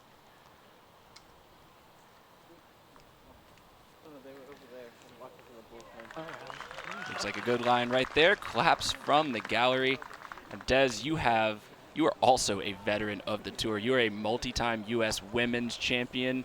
Talk about playing in men or women, it doesn't really matter. The pressure is always there against a stacked field. How has that felt for you? I think when you first start out, you feel the pressure more. I think for me, as I've grown older into the sport, and I'm just not as competitive as I used to be, so the pressure doesn't feel as great as it used to, but you never get over the nerves. I have so many people always ask, hey, do you ever get, still get nervous on the tee pad? And you always get nervous on the tee pad. Maybe the pressure isn't there for me as it was in the past, but the nerves and the wanting to always do good it's always with you. You never quite lose that as a competitor. And Sarah, I'll ask you, do you get nerves working with the Throw Pink initiative? And it may be good nerves, it's just being able to help so many women and to bring more people into the fold. Do you ever get nervous standing up in front of a new batch of fresh faces? Oh yeah, even an old batch of faces that I've known before, I get nervous every single time. It definitely shows. The nerves show you care about what you're doing. Nate Sexton typically doesn't have too many nerves on an inside the circle putt. No, but it is just right inside the circle, so it is at that cusp line.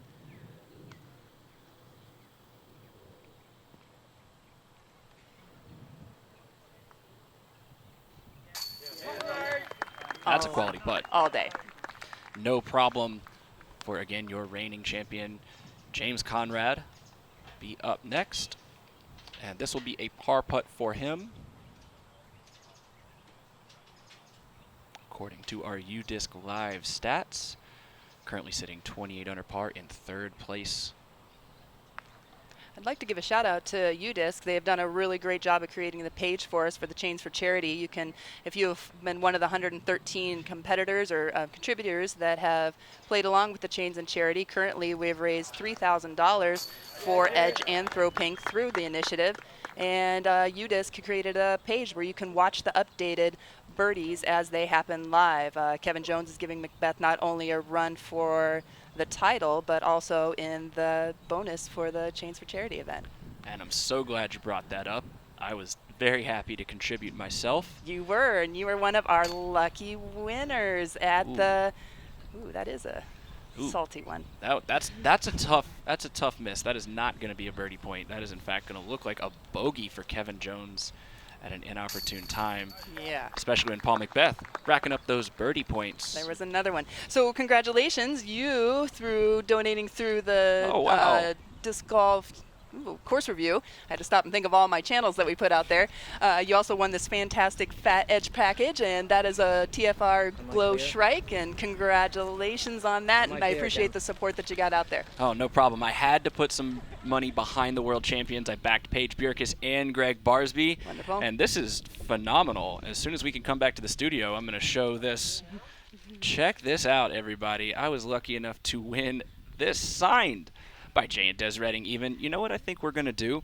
We're going to find a way to give this away on the live podcast after the show. Oh, so I love it. Tune into the Upshot, and we will see you after the show today to find out how you can win this wonderful Color Glow Champion Shrike. While the lead card makes their way to hole 10, we're going to hang out with Des and Sarah a little bit more. We're going to talk to Philo Brathwaite about some upshots. We'll see you back for hole 10 in just a moment.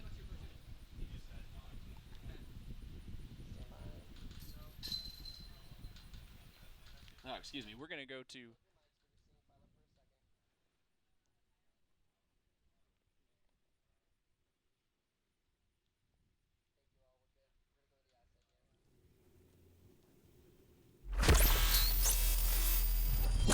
Hey everybody, it's Philo here. Let's talk upshots. The basket's only 100 feet away.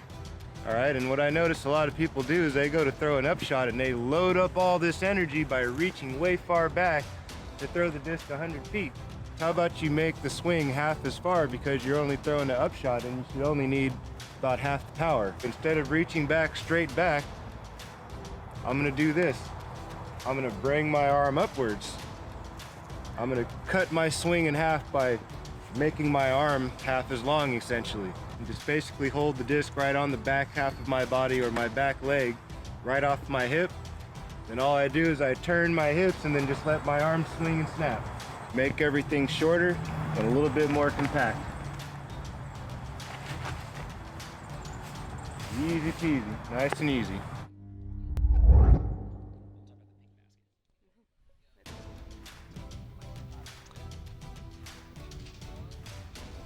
And welcome back to the Hole 17 live show. This is the 20th United States Disc Golf Championship.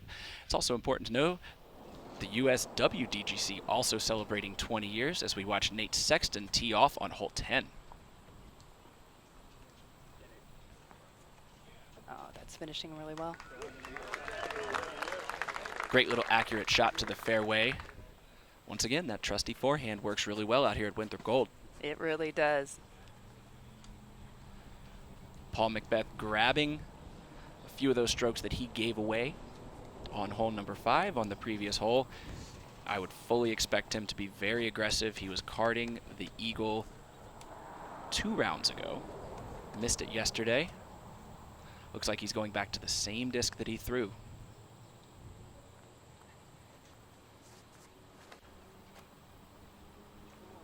Finish. That is such a gutsy shot to go for that green. It is really small. It doesn't I feel like doesn't quite translate it how small that is, but you can see right there with that miss that it is quite a small circle. Well, we do know, you can see it, it's right at the 10 meter. And there's a little sort of ravine right in there that even if you can get that right-handed hyzer to come back in, it needs to climb up that hill. And James Conrad faking everybody out there. I thought he was going. Yeah, back in the day we ran a pedometer study for the EDGE program with Western Carolina University. He would have been a good one to clip up with all those extra shots and throws that he does before a warm-up. Nate Doss was one of our favorite guys. He's a fidgeter on the tee. His pedometer was always way above everybody else, and we decided he must rock back and forth a lot before he gets ready to throw.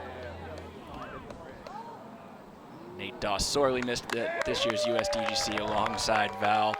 James Conrad, no problem putting it inside the circle there. He's going to have an eagle look, and Macbeth's going to have to go to the drop zone. Got some game on right now with this lead card. Kevin Jones smelling blood in the water, ready to attack. Kevin's got all the power to make this shot, just like you said. You have to have it up just enough to clear that ravine and finish in that small fairway. He was so pumped after his 11 down, I believe it was, afterwards. He left the crowd at the pavilion with an Anheuser completely off the lake and a fist pump, and I'm out of here. See you tomorrow. And he came back today with a good hyzer just outside of circle one. That's going to be a long tester, but should be easily birdieable.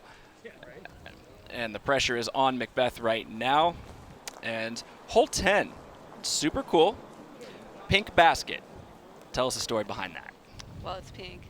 Of course, the best color. Well, 10 is October's it's Breast Cancer Awareness Month, and so hole 10 is why we chose that for the basket. And so we've slowly been adding more and more pink to the hole over the years. So we have pink ropes this year. Great. And I'll tell you what, if there was one basket that I wish I could steal from this course, I honestly would just go, pop that pink basket in the trunk, but I don't think it's going to fare well on the flight back to California. No, I'd be happy to sell you one. Don't tempt me. I'll buy one right on this broadcast right here. And that's going to look like a good hyzer there from, we're going to assume Paul Macbeth is throwing that, and to look to save his par. We are giving away 3 of the permanent targets at the U.S. Championship. That beautiful pink basket is not one of them. But the contributors, we're going to have a drawing afterwards, and they will be able to choose the target of their choice, with the exception of 9 and 10. But it's a great program. Chains for Charity, again, has raised a lot of money. And I'd love to just add in, we work with the tournament charity program. So if there are other tournaments out there, it's a great opportunity. You can contact edgediscgolf.org, and any contributions that you make through the program, we will send you through Innova, Keen, some of our fantastic sponsors. We'll send you a package. 2/3 of your money raised will stay right into your state. It'll go into a bank, and as we travel around and meet teachers at conventions and conferences, we'll grant out money, and that's a great way to get disc golf started into your school programs. And it's so important to stay local and grow at the grassroots level. Support your local schools, support the women in your community that want to become more avid and more competitive disc golfers so that they can compete on the national stage and international stage. Completely, yeah. Currently we've given over $100,000 in grants, and also have reached over 10,000 discs, probably around 15,000 currently in schools. And if you think about that, that is actually 10 to 15,000 discs times 6, because not those students don't go home with those discs. They actually stay into the school system, and they're getting times 6 every single month, every single year. So it's a huge growth, and that's why we see the Robinson boys out here playing. Even Paige Pierce and Paige Bierkis, they started at a young age, and as you start young, you're going to see your skills really develop. And one more time, what's that website that our audience members can go to? It is edgediscgolf.org. And the .org is the key, because we are a 501c3, which is the highest charitable organization that you can give. And it's so excellent. Both you and Jay have been such an integral part of implementing this program, and we're very happy that you can do that. Sarah, if somebody wants to get involved in the Throw Pink initiative, what are some of the ways that they can support what you're doing? Oh, there's a ton of different ways they can run a Throw Pink event, and there's so many different ways they can do that. It could be a fun clinic like we had today, or they can do a PJ sanction event. They can visit our website, throwpink.com, and check out some of the merchandise to support the cause, and just give me a call. I'd be happy to talk them through it. And the Throw Pink event was moved here on campus at Winthrop University today, and there was a lot of positive feedback. Tell us about what you do at the event here at the championship. Well, this is the 5th year we've been doing this event, and we do a clinic. It's for new players. We do a fun clinic and followed by a fun round. I didn't want to miss Kevin Jones' action here. I'm sorry. And we will. Oh, Kevin Jones, no love on the pink basket for eagle, but that should be an easy cleanup for birdie. Still going to get those birdie points for Chains for Charity. Still going to give some love to the pink basket.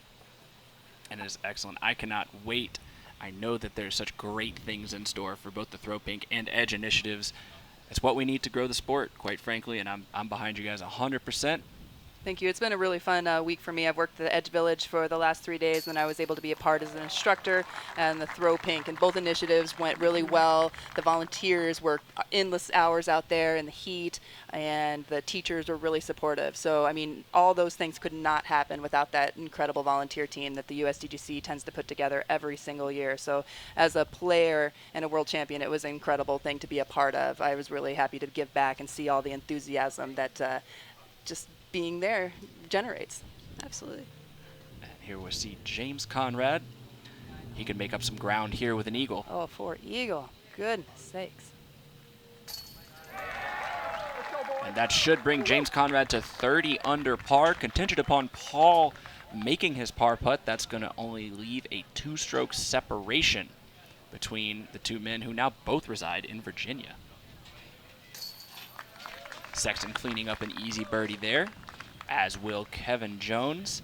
And just one more time, Des and Sarah, I'll start with Des. Just want to make sure everybody remembers and understands how they can get involved with Edge and with Throw Pink before we let y'all get out of here. So Edge has a couple different ways. If you look at the acronym is EDGE, but it's Educational Disc Golf Experience. Again, we are a 3rd through 12th grade curriculum, and we provide lightweight discs by our fabulous sponsor, Innova Champion, and also the Traveler baskets that work both indoors and outdoors. You can reach us at edgediscgolf.org. If you're a tournament charity program or want to become part of it, you can also reach it through that, and we will walk you right through. Jay Redding, my husband, is the facilitator of that program. Chains for Charity was a new initiative that we've developed, and hopefully it will continue on. And so just look forward to all of these. We have a Facebook page, Edge at Facebook.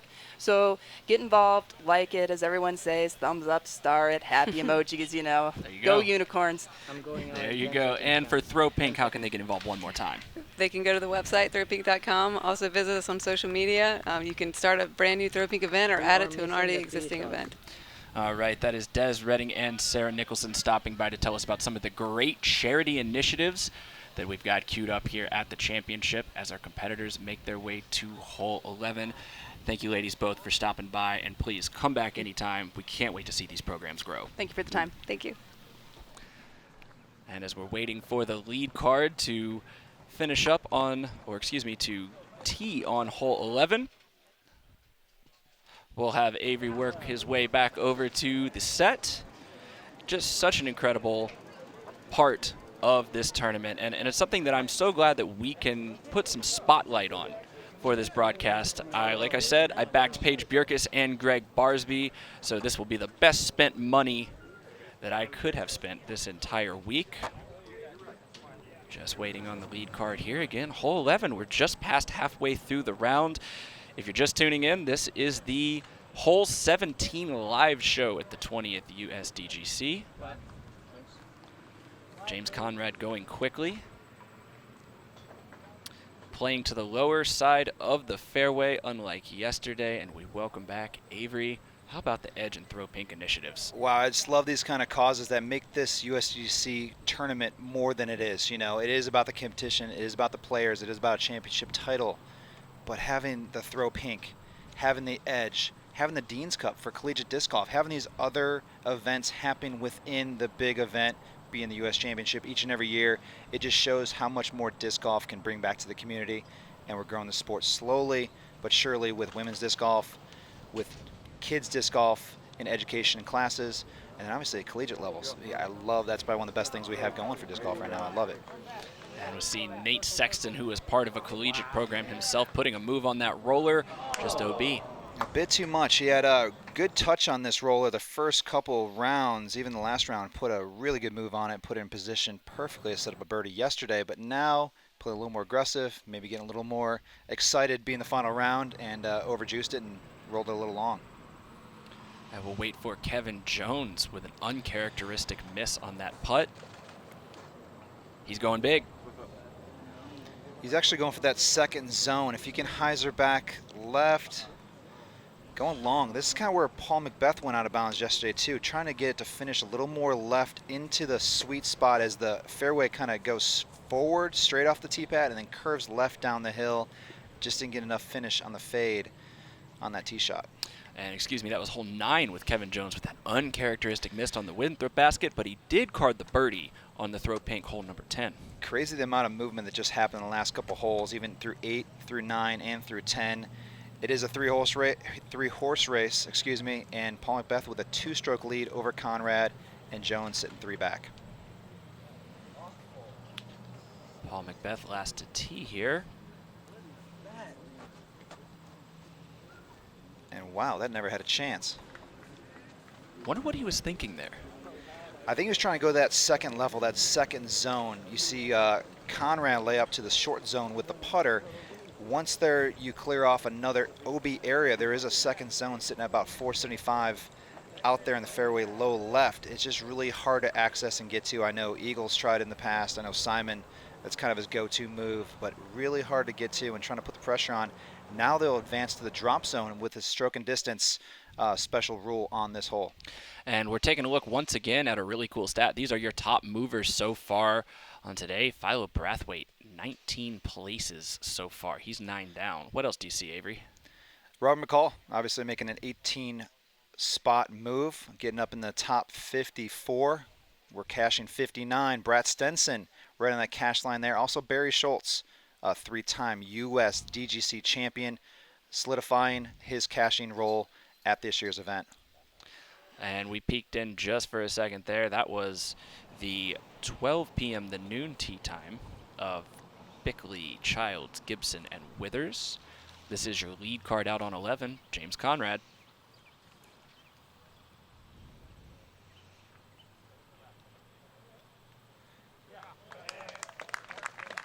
Crowd likes it. Getting some good applause. Not the longest hole on this course, sitting at 734 feet. It's just the shape of the fairway, and there's so many things that could happen with the slope of this green, even the slope of the fairway in the initial stages. Makes it very difficult to land a disc on the tee shot, and that second shot approach into this green, going forehand or a roller are great options, but so much can happen. This fairway seems to get tighter and tighter each and every year. And we've seen Conrad take an interesting approach to hole 11. He did this yesterday as well, where he just basically plays the putter and is completely okay taking a par. He stuck to his game plan, and it may work out in this final round right here. After he gets to watch multiple players take big strokes on this hole and big numbers, you'll learn. You'll learn what's in your pocket and what you can throw, what your strengths, what your weaknesses is. And this kind of a hole, you don't want to bite off more than you can chew. You want to throw it down the middle of the fairway and keep it in bounds and take your par. If you have to take a par on these holes, any hole on this course is a good score. And with these OB throws, this potentially brings some other competitors into the mix. We'll talk about that in just a second.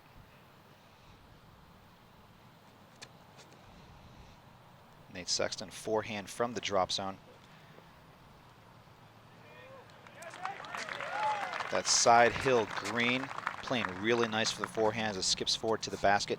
291 feet from this drop zone area. Just a touch forehand. Just got to keep it on the side of the hill and don't let it roll away to OB.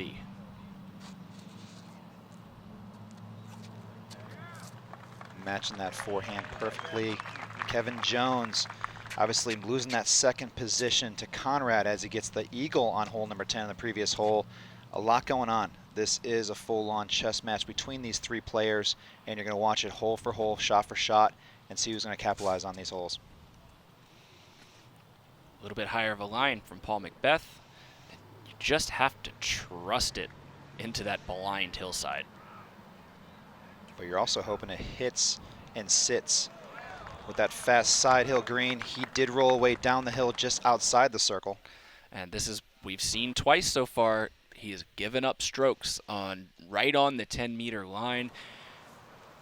You don't want to set yourself up repeatedly to test something that you've been I don't want to say failing because he's a great putter, but that distance putt has failed him so far this round.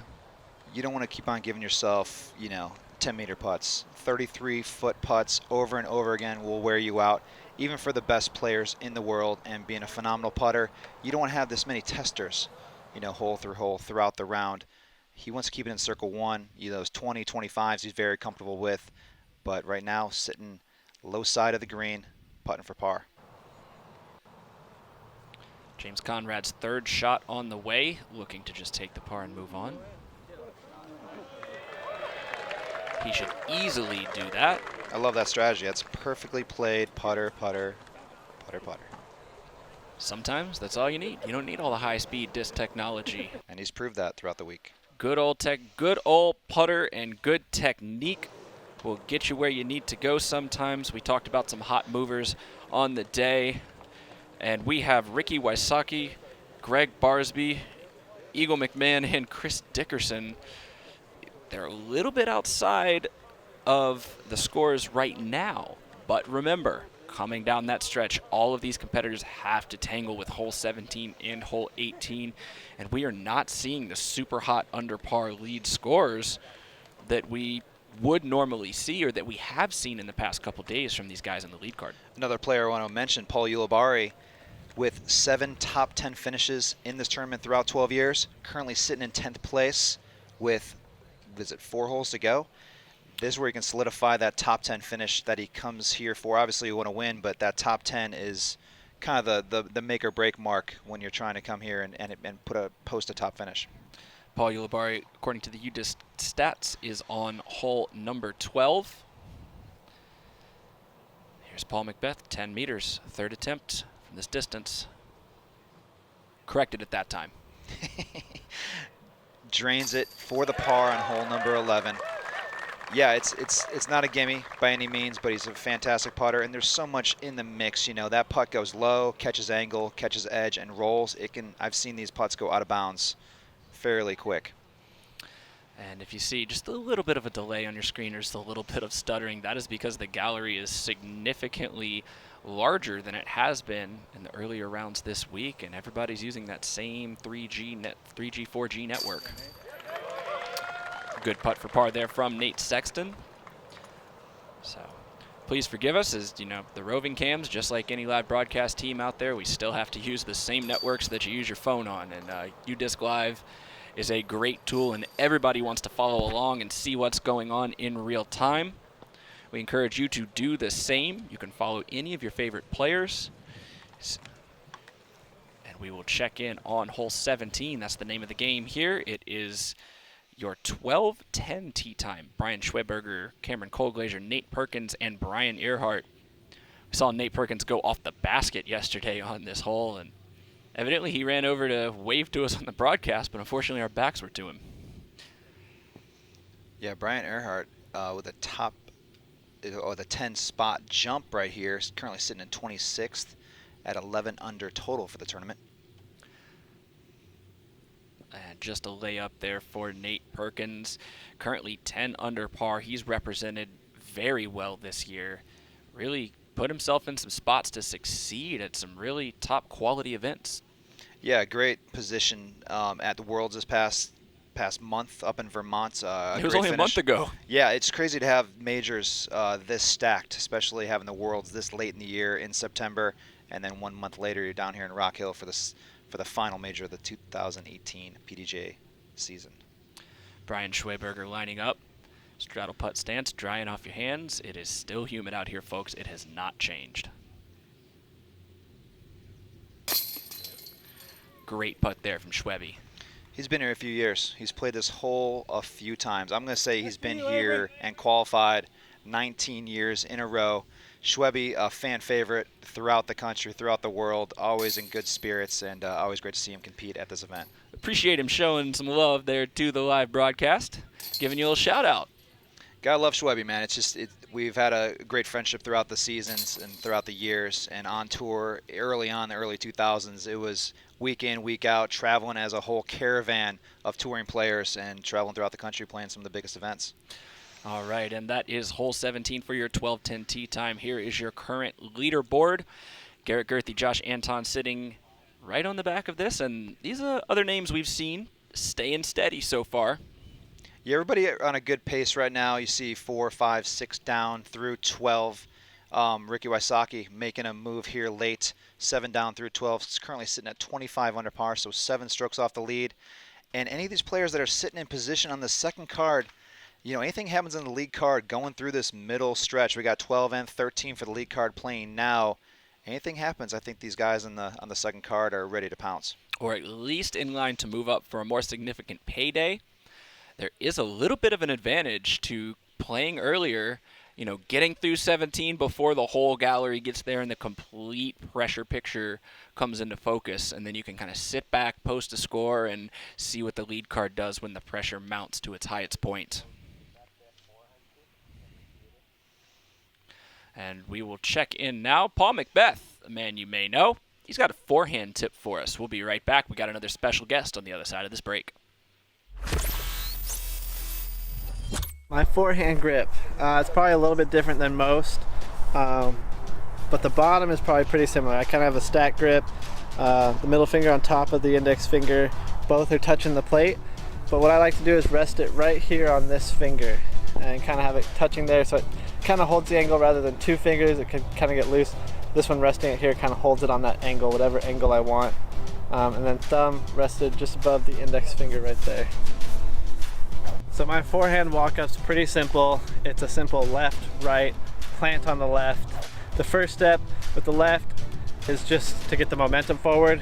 The step with the right is a turning step to get the hips rotated back. Following into the last and final plant is the hips rotating, coming into the stance, and then the arm following on that last plant foot.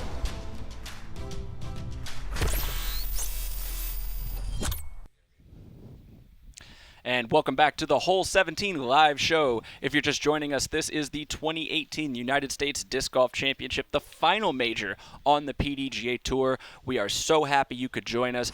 Do us a favor real quick. Give us a thumbs up. Give us a like. Give us a share. Let everybody know that this is the place that you can watch live as we crown the 2018 U.S. champion. Right now, while we work out a couple little technical things with our roving cameras and get set up on a better signal hole, we are going to have some very special guests. We have our sideline reporter, Hannah Macbeth, and we have our 2018 U.S. women's champion and multi-time world champion, Paige Pierce. Ladies, how y'all doing this afternoon? Yeah, but I didn't know that you were so tall, like so much taller than me. You are pretty tall. I'm like. Yeah, my mom says that too. She keeps asking when I'm gonna stop growing, but I gotta take issue with you here real quick, Hannah. Yesterday, my NC State Wolfpack and your Liberty University collegiate teams duked it out in the Dean's Cup, and the Wolfpack went down, so that hurts my heart. So it cut me down to size just a little bit there. Yeah, fan the flames. That's what I always say. So, Paige, we have you here in the booth. This is an incredible honor for me. This is your 22nd tournament of the year, your 3rd time here at USDGC.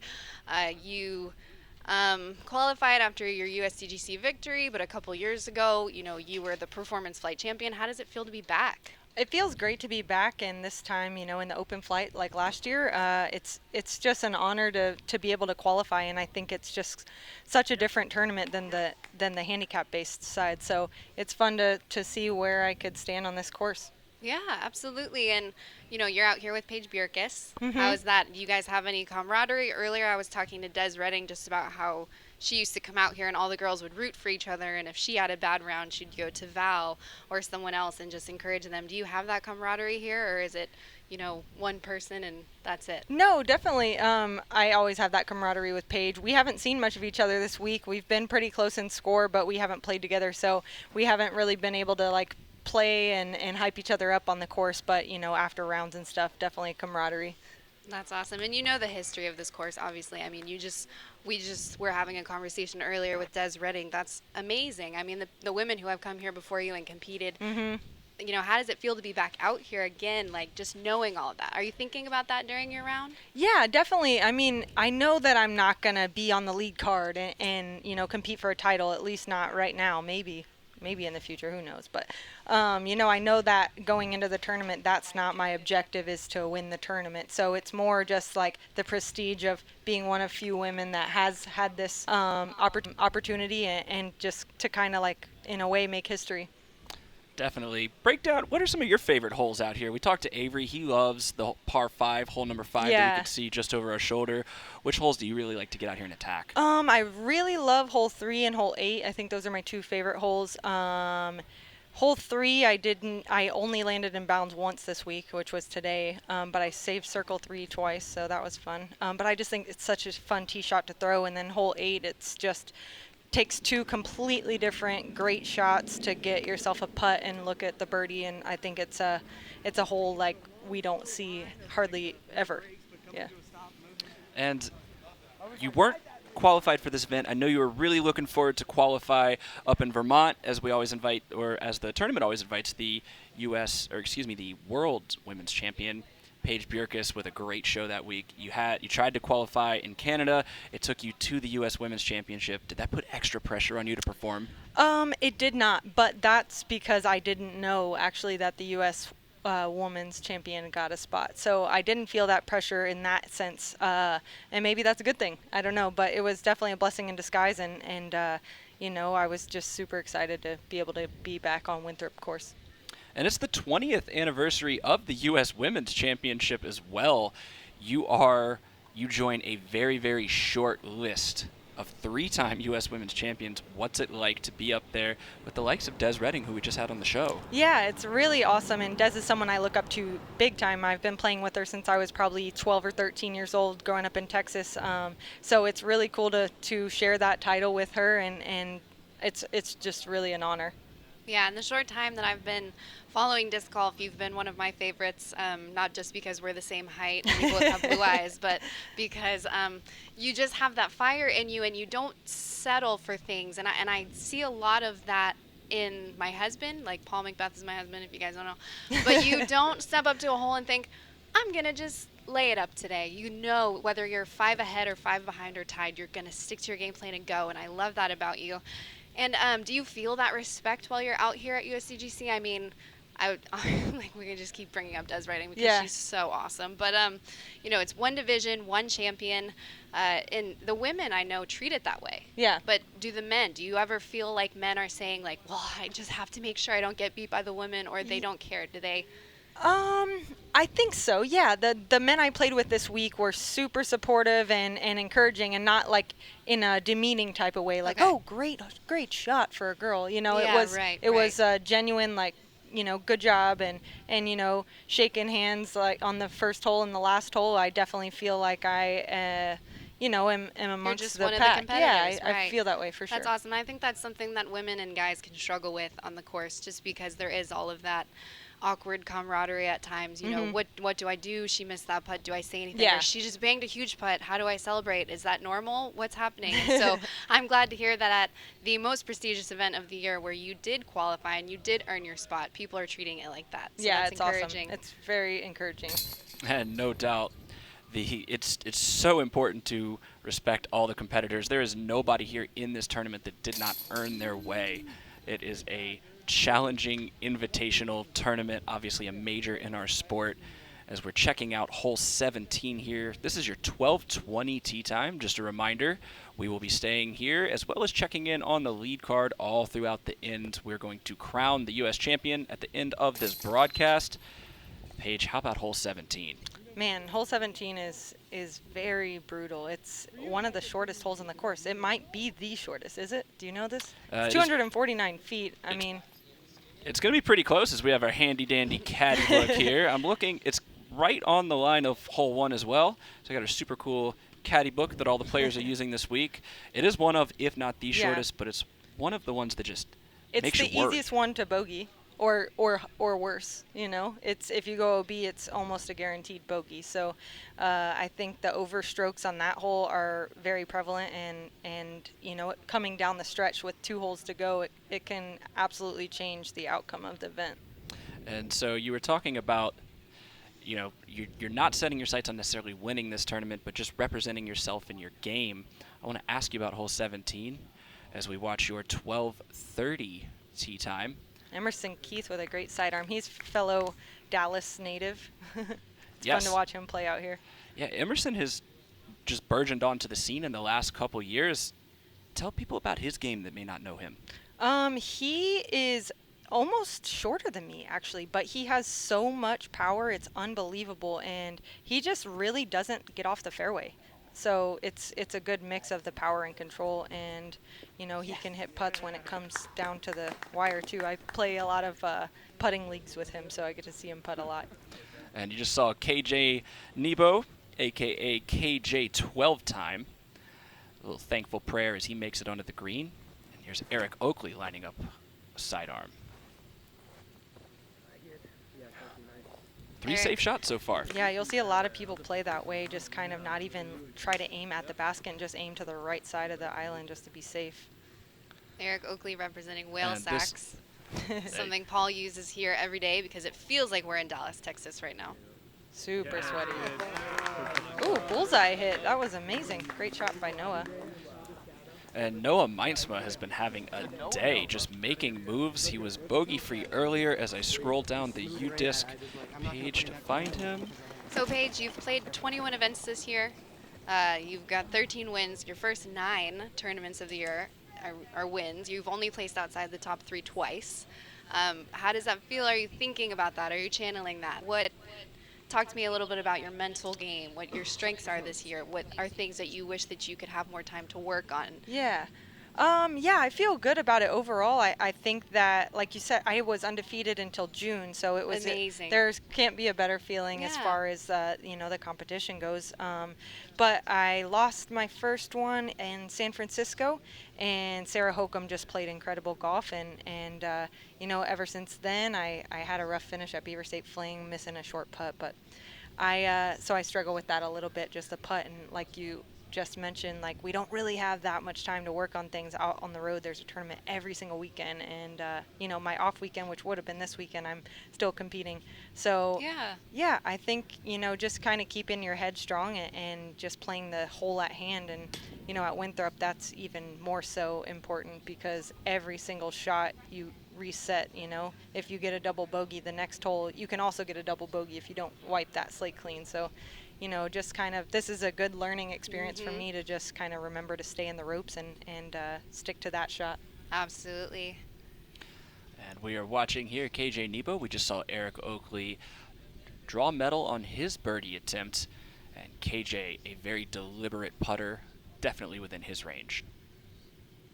This is a super scary putt, as if you go OB, you actually have to re-putt. You don't get to take it from that hay bale. Oh. So a lot of these putts will come out pretty timid like that one did.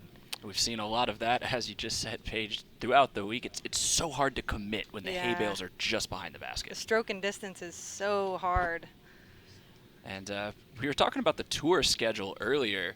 The tour has just gotten so compressed in the last couple of years. I mean, I can't even imagine. You spend so much time away from home trying to stay sharp on the road. What are your secrets for the up-and-coming pros watching this? As far as like just being on the road or getting on the road? Anything. Yeah. Being on the road, staying sharp with your game, all that good stuff. Yeah, great putt. I feel like I just keep making sounds into the microphone. I think just to get on the road is just confidence and just do it.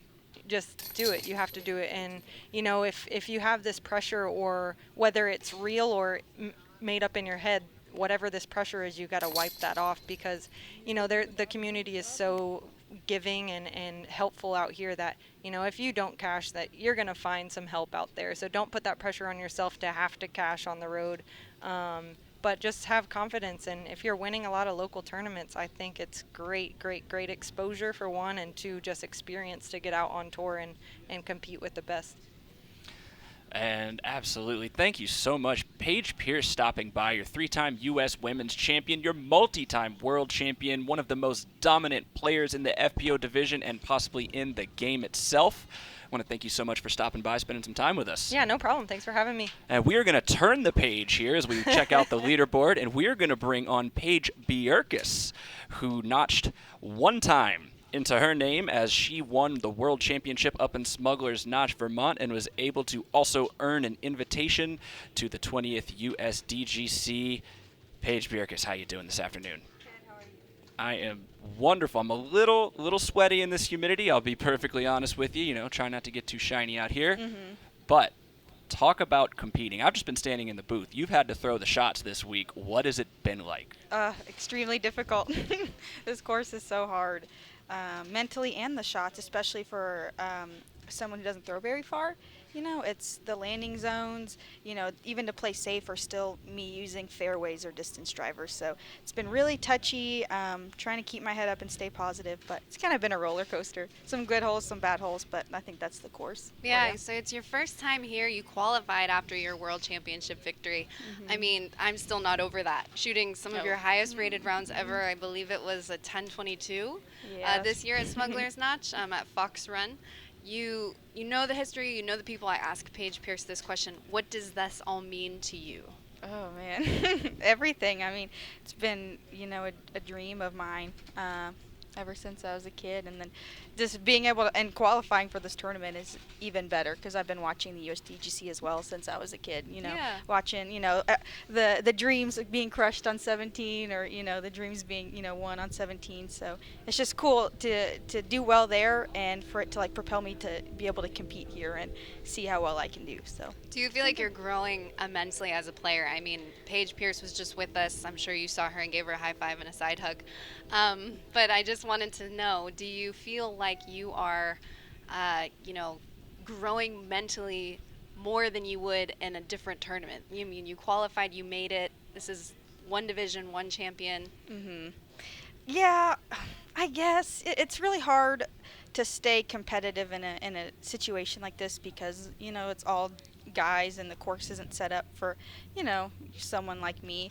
But yeah, it's definitely humbled me for sure, some of these holes, and it's just kind of shown me things I can work on, and it's after some of these rounds I've had to go back and watch the footage of Worlds to remind myself, okay, I'm not that bad at disc golf, I promise. Yeah. So yes, absolutely, definitely a learning experience.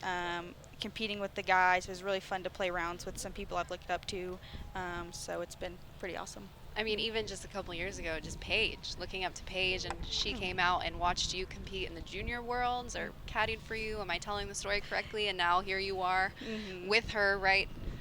Competing in the most prestigious event of the year, the 20th anniversary.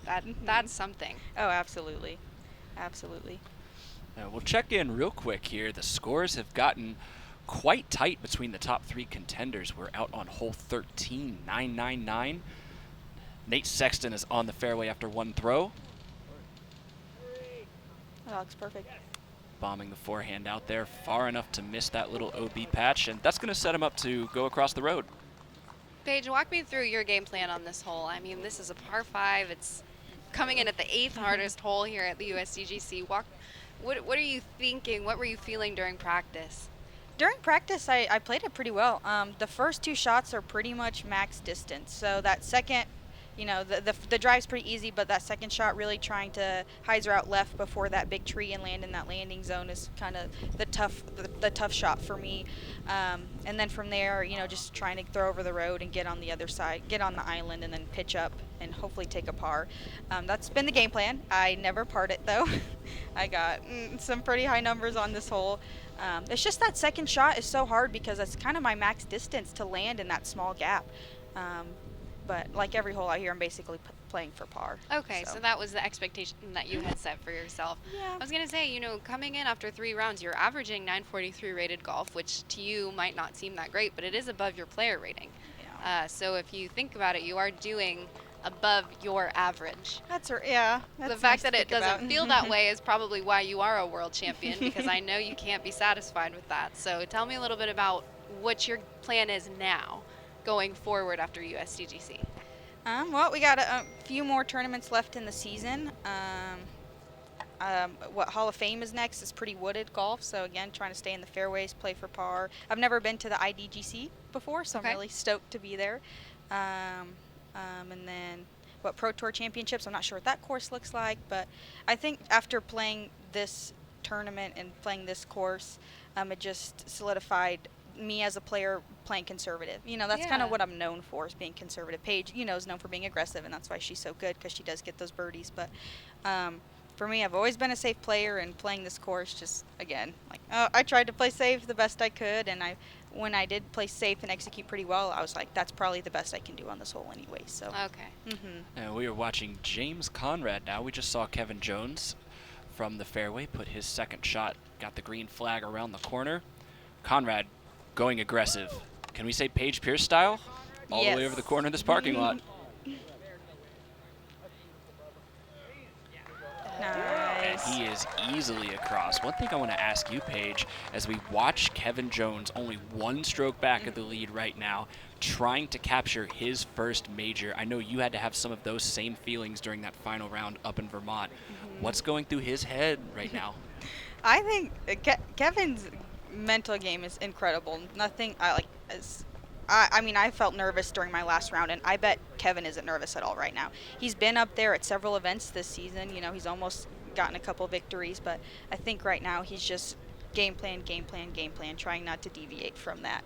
But I really, knowing Kevin, I feel like he doesn't have any nerves. He's probably just really excited to be here and excited to show off his skill, and he's a very confident player. So I'm sure he's just focused, you know, dead focused. Nothing's distracting him right now. He's just trying to play his game. The other thing I wanted to ask you, you know, at Worlds you had your family, you had that support group from Dynamic Discs. Shout out to them.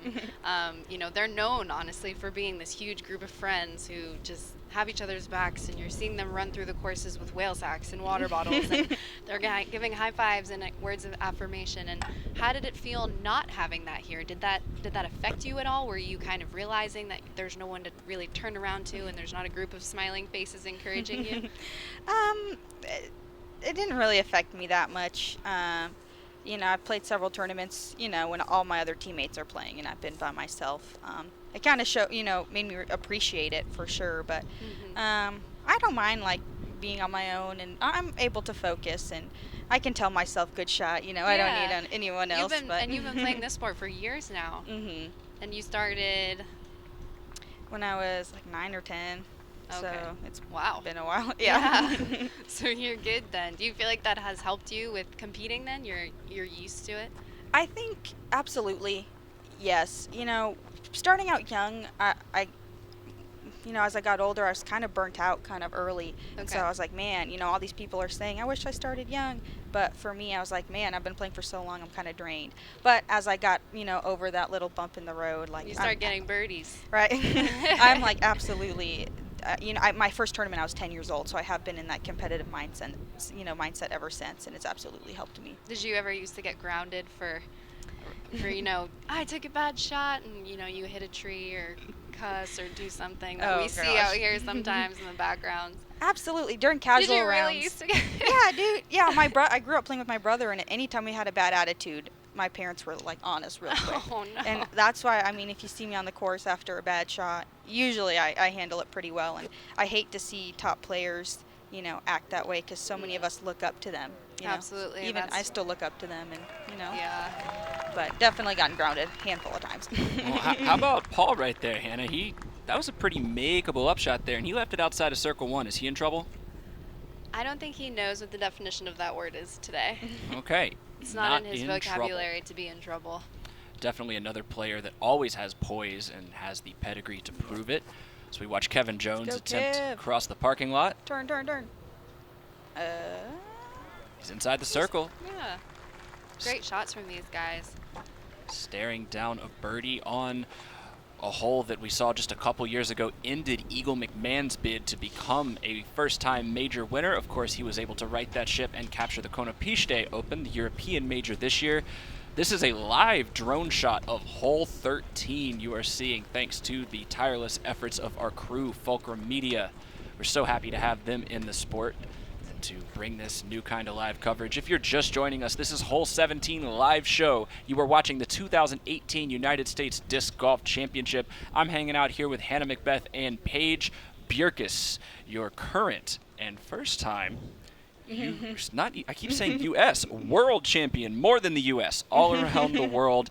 Now that you've had a month or so to kind of digest that and assume your place atop of the FPO division, what do you look back and reflect on? Do you feel differently now than you did then?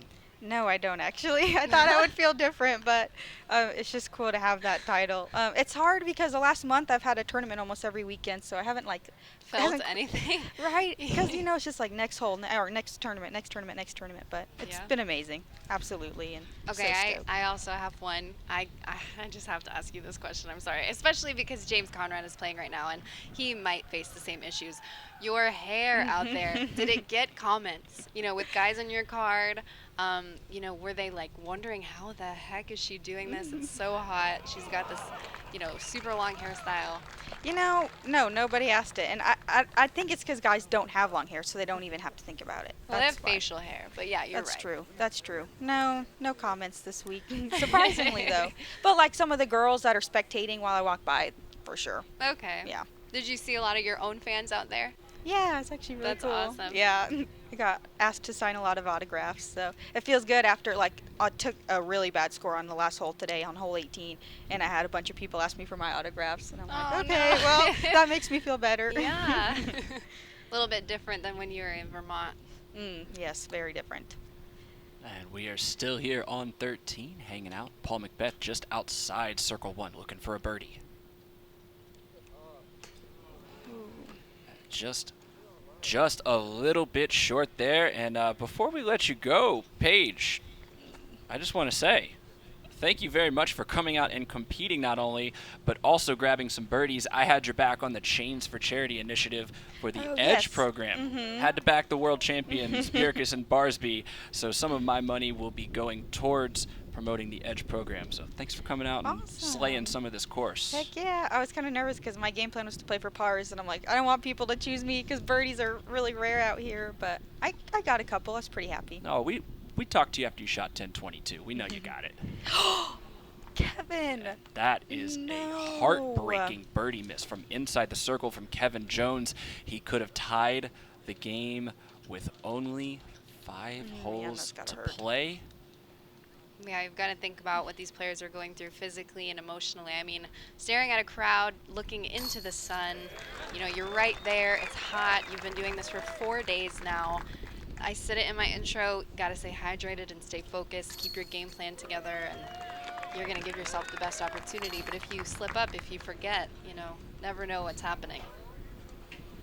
And now our lead group is past hole 13. That's probably the teeth of the middle 6 of this course. There's some birdie opportunities looming before hole 17, the infamous island hole. Paige Bjerkes, Hannah McBeth, thank you all so much for joining us on the broadcast. Don't be a stranger. Qualify next year and stop by again, all right? Okay, I will try.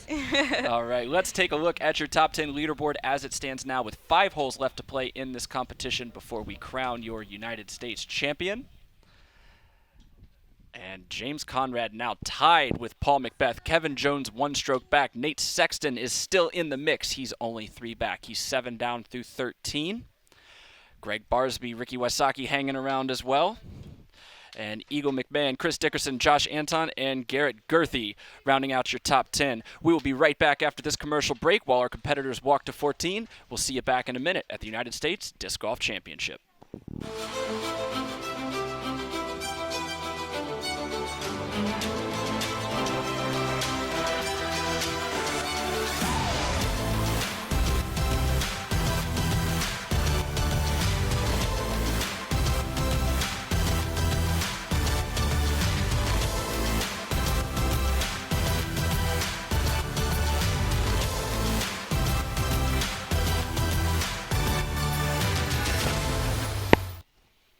And welcome back to Hole 17 live at the United States Disc Golf Championship. This is the 20th running of this tournament.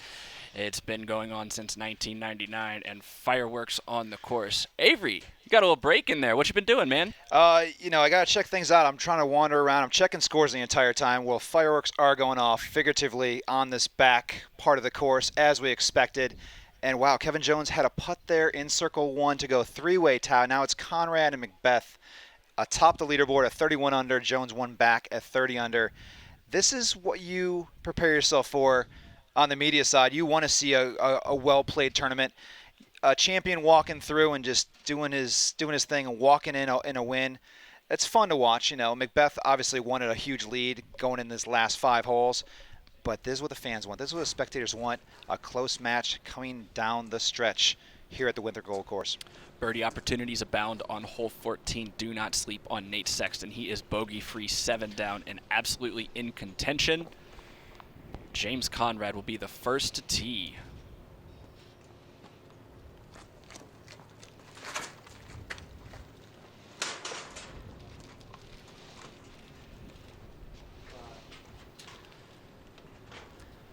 And Conrad leaves that one a little bit wide. The door is open for Macbeth to retake this lead. And that's what we're going to see on these closing 5 holes is position golf. Who's going to make the move? Who's going to play aggressive? Who's going to attack this course?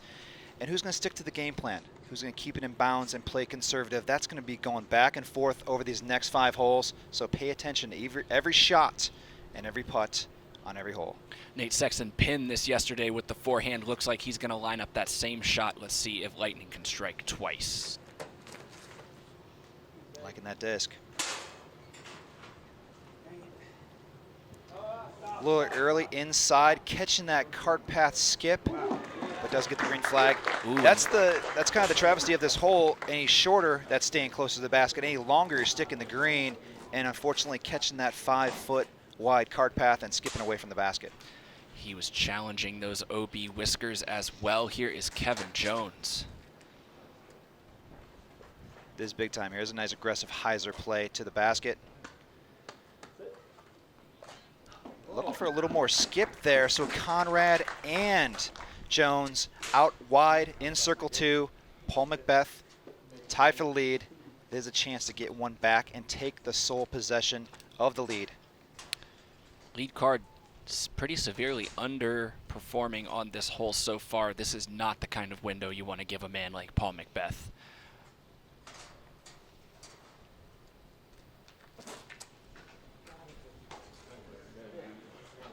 Going forehand outside wide left. Wait for it to finish back. And sticks it, he does. That's a dagger right there. Position golf at its finest, really trying to put pressure on the other players. Now Conrad and Jones have these long birdie attempts, whether they attempt them or not, with the OB death putts behind. That's kind of their call, but the pressure is on for both these players as they're going to go back and forth with this lead. Currently tied at the top, Macbeth and Conrad at 31. Less than a tenth of a stroke over par is how hole 14 is playing today. It's the 11th hardest hole on the course. Certainly 3 of those 4 players are going to want that tee shot back, but you still have to make the putter work. And this is an opportunity for glory or disaster on this elevated basket where putts could roll away down the hill into the hazard from the perspective of Kevin Jones, Nate Sexton, and James Conrad. Literally anything can happen, and Paul was in control of this tournament through the first 2 rounds, 13 down, 12 down, and he's fallen off that pace, taking a lot more bogeys these past 2 rounds, only sitting 2 down through 13 holes his final round. He's keeping the door open the entire time. Now it's up to him, see if he can close it out in these final 5 with the opportunity to go up by 1 on hole number 14. And Paul Macbeth has taken 4 bogey strokes today so far. We saw him take 5 bogey strokes yesterday. He's only 2 down through this round, falling far off the pace of the hot start that he set on the Wednesday and Thursday rounds. And Avery, it's so hard to throw 4 or even 3 massively under par rounds on this course. Eventually she will show her teeth and bite you. But also you kind of fall into this whole Macbeth kind of aggressiveness. He likes to play this kind of game. Sure, he does like to have a blowout and have a huge lead and a huge big win with multiple strokes, but he does like these close battles as well, and he usually excels in this situation.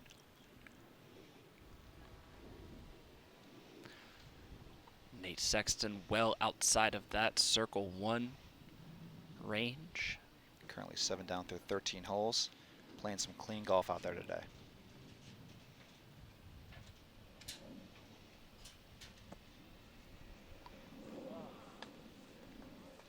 He picked a sort of unusual spot to be aggressive right there. There are not that many holes left in the tournament, but again, like we've said all week, 17 and 18 still loom. I'm a little surprised to see Nate not really lay it up. Kevin, I expect to go for it. Wow. Wow. No If that could have dropped, man, that was a nice aggressive putt there. No fear at all. Fearless OB behind a true death putt and an elevated basket and a fast green. And Conrad, the way he likes to putt, he likes to go laser line straight at it. You have to be so accurate. You need to grab not just one chain, but a whole lot of them. If you can't make it, you got to keep it close. This putt to take the lead.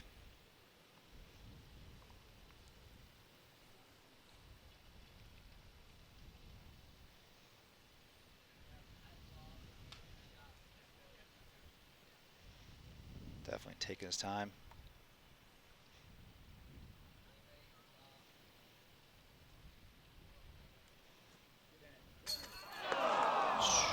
He caught 1, 2, maybe 3 chain links on that. Yeah, it looks like it was just enough to stop that disc and prevent it from rolling away. And that's more emotion than you normally see from James Conrad after the putt. You know he wanted it. That was a big pressure situation there. Just tied for the lead, and now a potential go back in Macbeth's favor with a birdie here.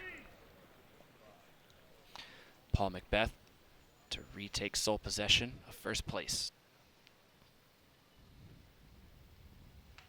And that he does.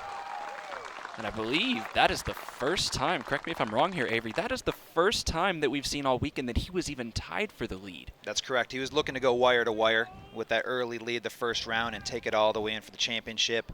At that moment there, Conrad with the birdie on 13, tying it up and then giving it right back. Just over our shoulder, the 1240 card is teeing on hole 18. That means only 5 cards left to come through 17. James Conrad makes good on a par putt, and time is running out.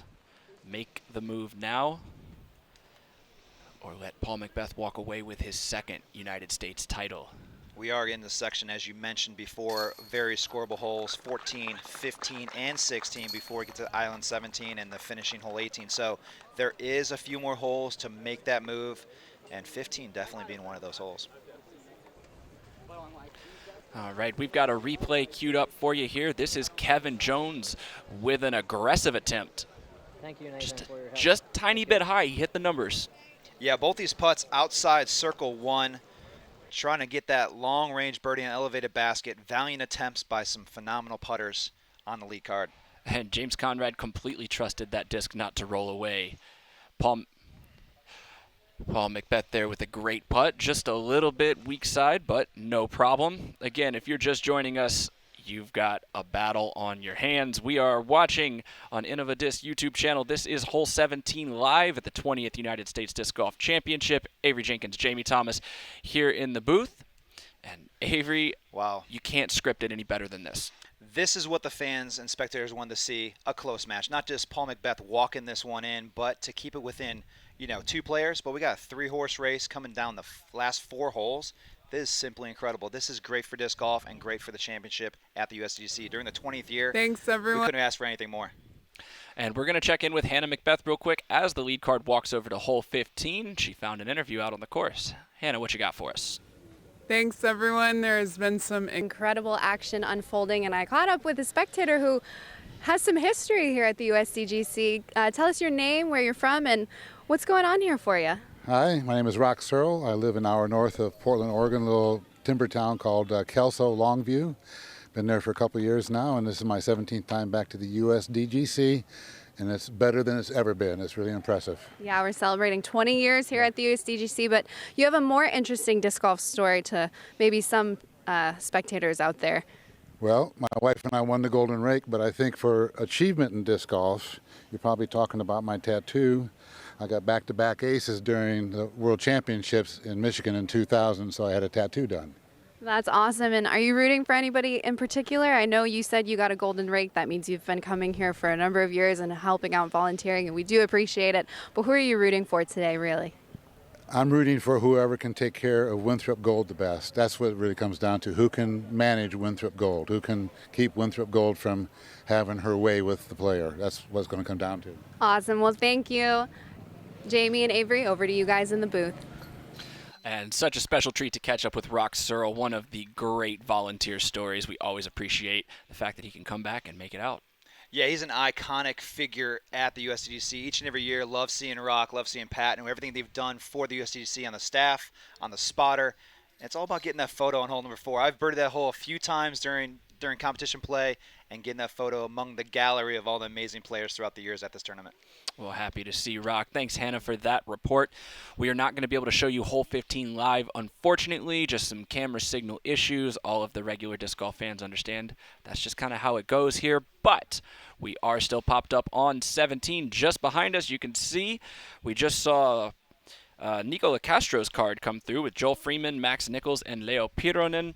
Max Nichols hit a great putt there. That is your 12:50 tee time. That means there are only 4 more cards to come through. And Avery, we have been waiting all week for the upcoming moments. Yeah, we saw it yesterday as the pressure increased and intense to the final card yesterday. Paul Yobari putting on quite a show, hitting that big ace. I look forward to more aggressive plays here and see what these players are going to do coming down to the final holes. Not try to take it for granted, but it all builds to 17 and 18 to finish up this round. And the heat is beginning to subside just a little bit. The wind is picking up ever so slightly. We see some movement in the trees. You'll wonder when the lead card gets down to 17, will that be enough to affect the disc flight enough to change the outcome? For these players, I don't think so. I think they're used to playing in certain conditions, rain, wind, but this right now, it's very moderate. I don't think it's really going to affect them. There's enough trees guarding a lot of these shots and a lot of these fairways that it shouldn't affect them. The open part of this course is the island hole 17, but I don't see that flag moving too much, so it shouldn't affect them, and they should be on point with their shots regardless of this little breeze or not. And let's take a look at some stats from Paul Macbeth on his round today. A little bit of ups and downs, Avery. He is 32 under par, but he is not out of the woods. No. I was kind of surprised, by some of the plays he took, some of the bogeys he took on 5 particularly. I can't believe he came up short with that forehand shot. You don't want to underplay that. You want to overplay it and make the mistake long. But that's what kind of opened the door and let these other players in. Conrad sitting there in position, and Jones 2 back of that. Back of the lead, 1 back of Conrad. And Kevin Jones, who you see in that shot right there, got the headphones in. You can find him on Spotify. We looked him up last night. If you want to know what he's rocking in those earbuds, go find him on Spotify. You'll recognize his picture from the Big Arm, Big Heart contest last year. James Conrad sitting next to him as they await the chase card to finish on hole 15. Another triple mando. The triple mando on the back 9. What are these players going to face on that par 4? So hole 15, it's a triple mando and then a dog leg left. Fairly demanding tee shot, trying to get way down there and finish to the left approach. Trying to give a cleaner second look for the second shot. And the basket's really guarded. It's tucked up in the trees. Not a traditional pin placement by any means, so it's a lot of strategy on the tee shot, second shot, and trying to convert for that birdie 3 on this par 4. All right, you're sitting here with 4 holes left to play. Kevin Jones, James Conrad. Kevin trails by 2, Conrad by 1. What's going through your mind?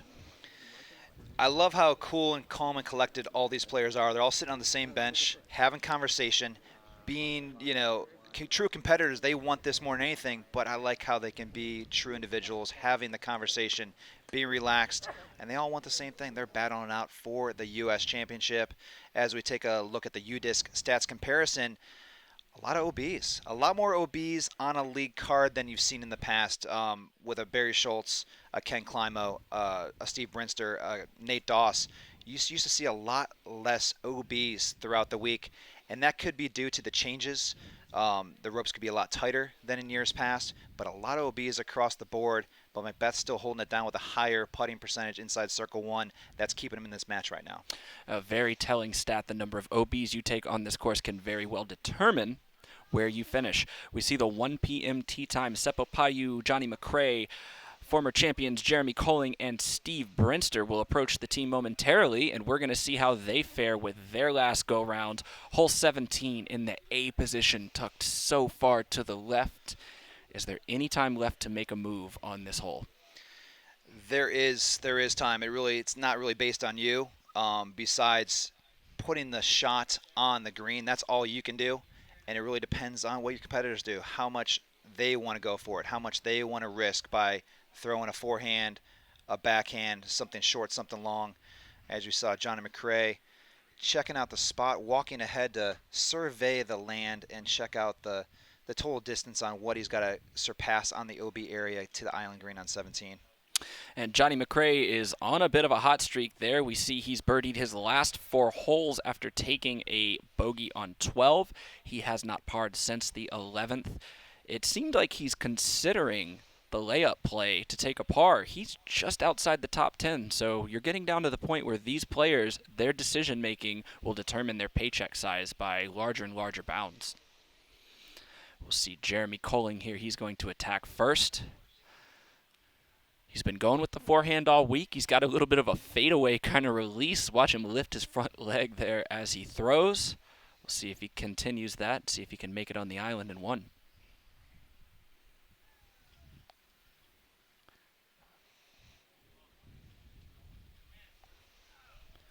A little bit of a different release there. Like I said, he didn't do the fadeaway, and that disc stayed on a lower line. And I wonder if that's just a factor of having the basket more to the left. Also throwing a shorter range disc, more of a floaty disc that has a lot of carry to it. Nothing too fast, or a blade where you're trying to stick it on the green, but trying to get that nice precision control and accurate shot to settle. And here is Steve Brinster, your 2013 champ, currently sitting tied for 15th place.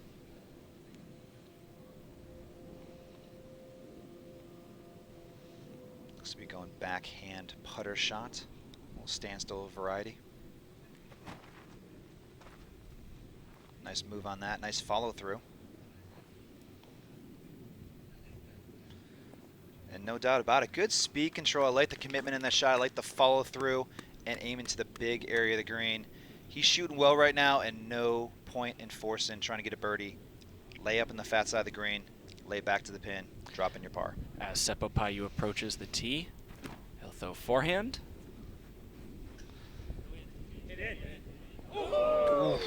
Just flashing by the cage there as a headwind starts to pick up on this hole.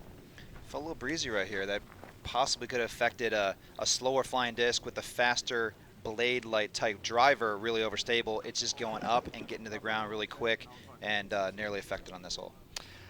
And so it does look like Johnny McRae, I believe, yeah, he did lay up. Okay. Wasn't quite sure from the camera angle there, from the GoPro angle, if he actually laid that up or he was practicing, but now we can see there that he did, and he is learning from mistakes in the past. I was going to say, if he only would have done this a couple years back, he would have been crowned a U.S. champion. I think laying up in this position, currently at 20 under par, sitting in 12th place, laying up is a pretty good strategy if you're trying to knock down that top 10 spot. No shame in laying up on hole 17 by any means. The shot's not terribly easy, though. He sticks it outside of circle 1, or maybe just inside. It's a little bit hard to see which whisker goes with which with the 2 pin positions here, but either way, when Johnny's putter is rocking, it is no problem to put that in the chains. He'll face a slight right to left crosswind from his putting perspective, as you see the 2013 and 2016 U.S. champions traverse the fairway. I love seeing it. I love seeing it. So talking about, getting those top 10 spots, and a little preemptive on Climo's interview coming up as we welcome to the stage here in about a half hour. A little stat of the day, a little question of the day. How many years in a row did Ken Climo finish in the top 8 at the USDGC? Ooh, that's a good one. How many years in a row? Obviously, that first year he got, right? He got in the top 8. Yeah, that's. I mean, he won, what, 9 world titles in a row? So in the 90s, so did he finish 9 times in the top 8 in the 2000s? We're talking about USDGC here. So with the finishes at the USDGC, it doesn't matter to him. He won the first 2. Sure. And then he won the 4th in 2002. In actuality, he has 1999 through 2008 in the top 8. So that's 9 years in a row. 9 years in a row. 9 world titles in the 90s, 9 top 10 finishes in the USDGC in the 2000s. Excuse me, that's 10 in a row. 10 in a row. I apologize, my mistake. Ooh, it's a long broadcast. 10 years in a row, top 8 at the USDGC. So holding down that really nice. Great putt for par there by Johnny McRae. Jeremy Colling looking to capitalize on birdie. Solid putt.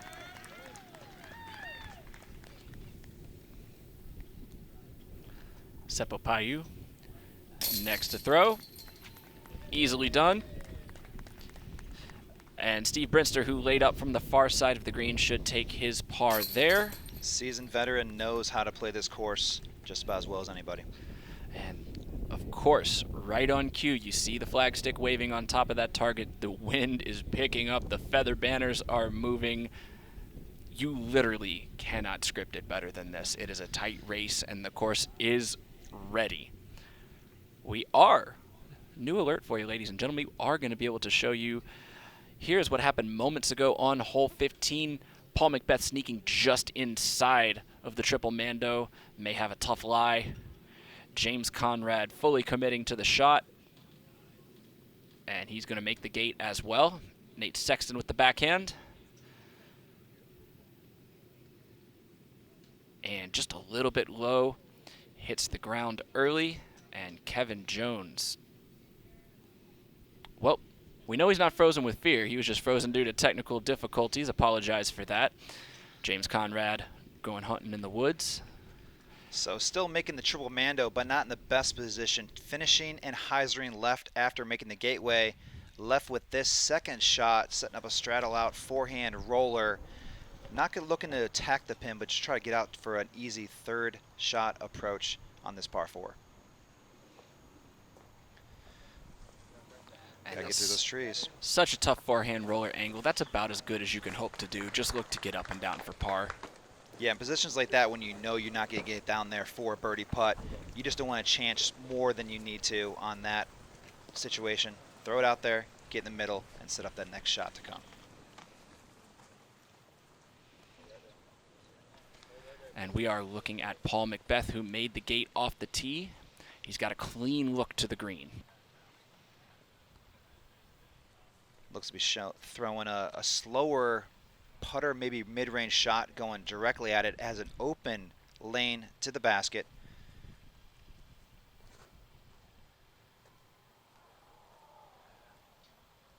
Shot, Paul.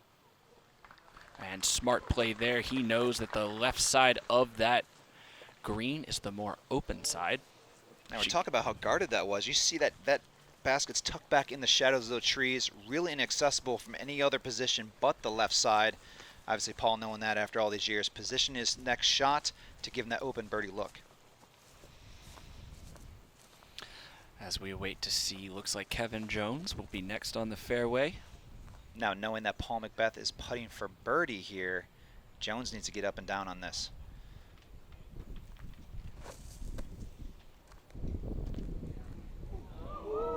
Little fan skip into the cathedral there. Should be a little tap in. Backside, clean putt. Great aggressive shot sitting about 4 meters from the pin. And that was actually Nate Sexton. Or no, excuse me, Kevin Jones, Nate Sexton. This hole's a little bit hard to film. Some tough colors on there, but this definitely is Nate Sexton. And that's definitely a forehand Firebird.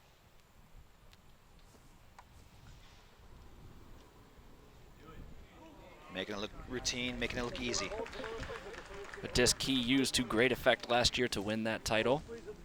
And once again, Paul McBeth puts the pressure on, but then two of his card mates kind of one-up him there and put the pressure back. Just a little reverse move to make sure Paul's putter is on point coming down the stretch. And that's how it's going to be the rest of these holes out. It's going to be a little give and take position golf, depending on where they're going to be at off the tee, on the approach, and in this instance on the putt.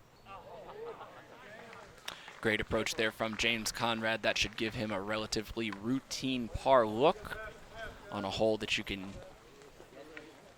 easily go worse. And excuse me, Nate Sexton is going to be putting for bogey from circle 1 because his disc did scoot. Looks like it scooted past the Mando, and then if you guys want to check me on that, you can always check into udisclive.com. And this is your lead card as the gallery is building. The wind is starting to grow and bluster, and Paul McBeth. A very important putt here. You can see a little exhale as he's approaching his lie. You know, you can feel the pressure. He's in the moment. He knows how big this putt really is for birdie and to maintain the lead.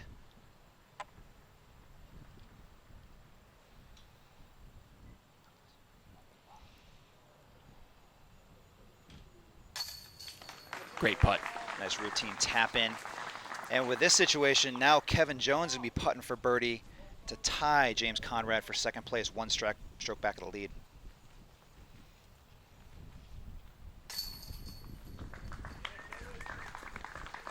All right, there's a great birdie there from Kevin Jones, not letting this one get away from him quite yet.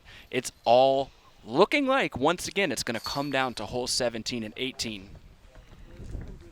And it always is. It always comes to that situation, no matter how big the lead. We've seen in the past. We were just talking about Johnny McRae. I think he was coming into hole 17 with a 4-stroke lead a few years back, and things change. You know, the pressure from that walk from 16 to 17, which we'll go into more detail on. This is what it's all about. These final holes, this is what those players live for. And Paul Macbeth holding a 1-stroke lead. We got 3 holes to go, and it's all on these guys right now. And the lead card's going to make the short walk to hole 16. We'll be right back with you in just a moment as we invite the most special of guests to help take us through the end of this round. We'll be back with you in just a moment.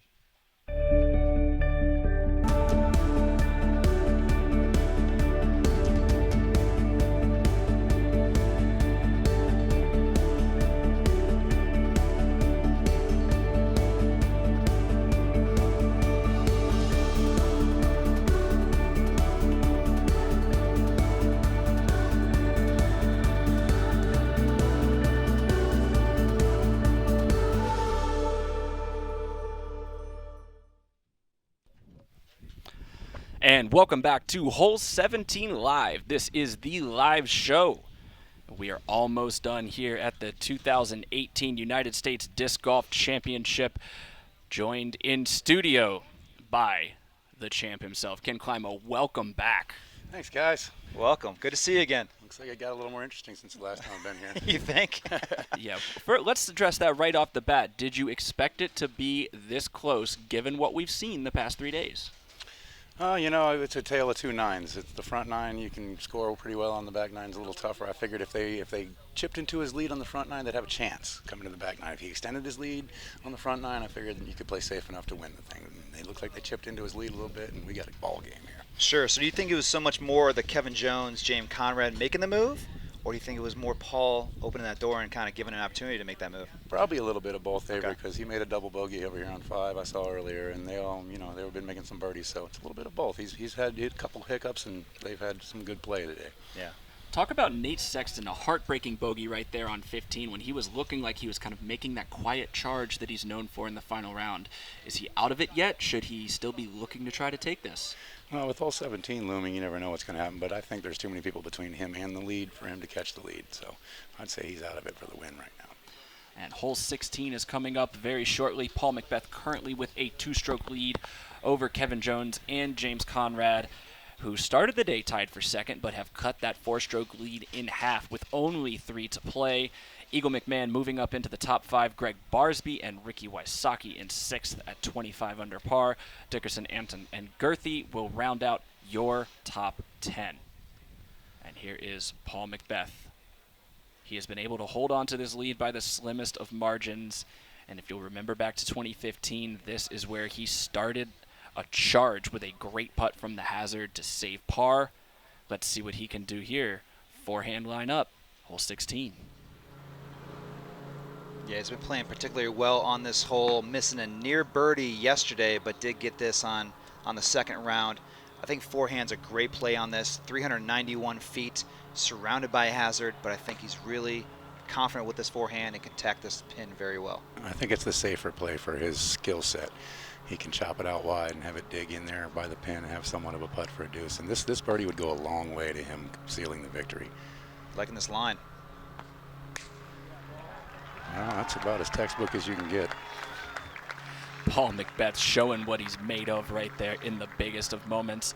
And this young gun who has no fear of the McBeast, looking to slay the creature and notch his own first major and start a legacy in the sport. Kevin Jones next to tee. So currently 2 strokes back, and watching Macbeth tee up in front of you and parking it. Think about what the pressure he's feeling on this tee shot. Pretty big pressure. Looks like he's flipped it into the woods a little bit. Hopefully it filters through and doesn't go across the rope there.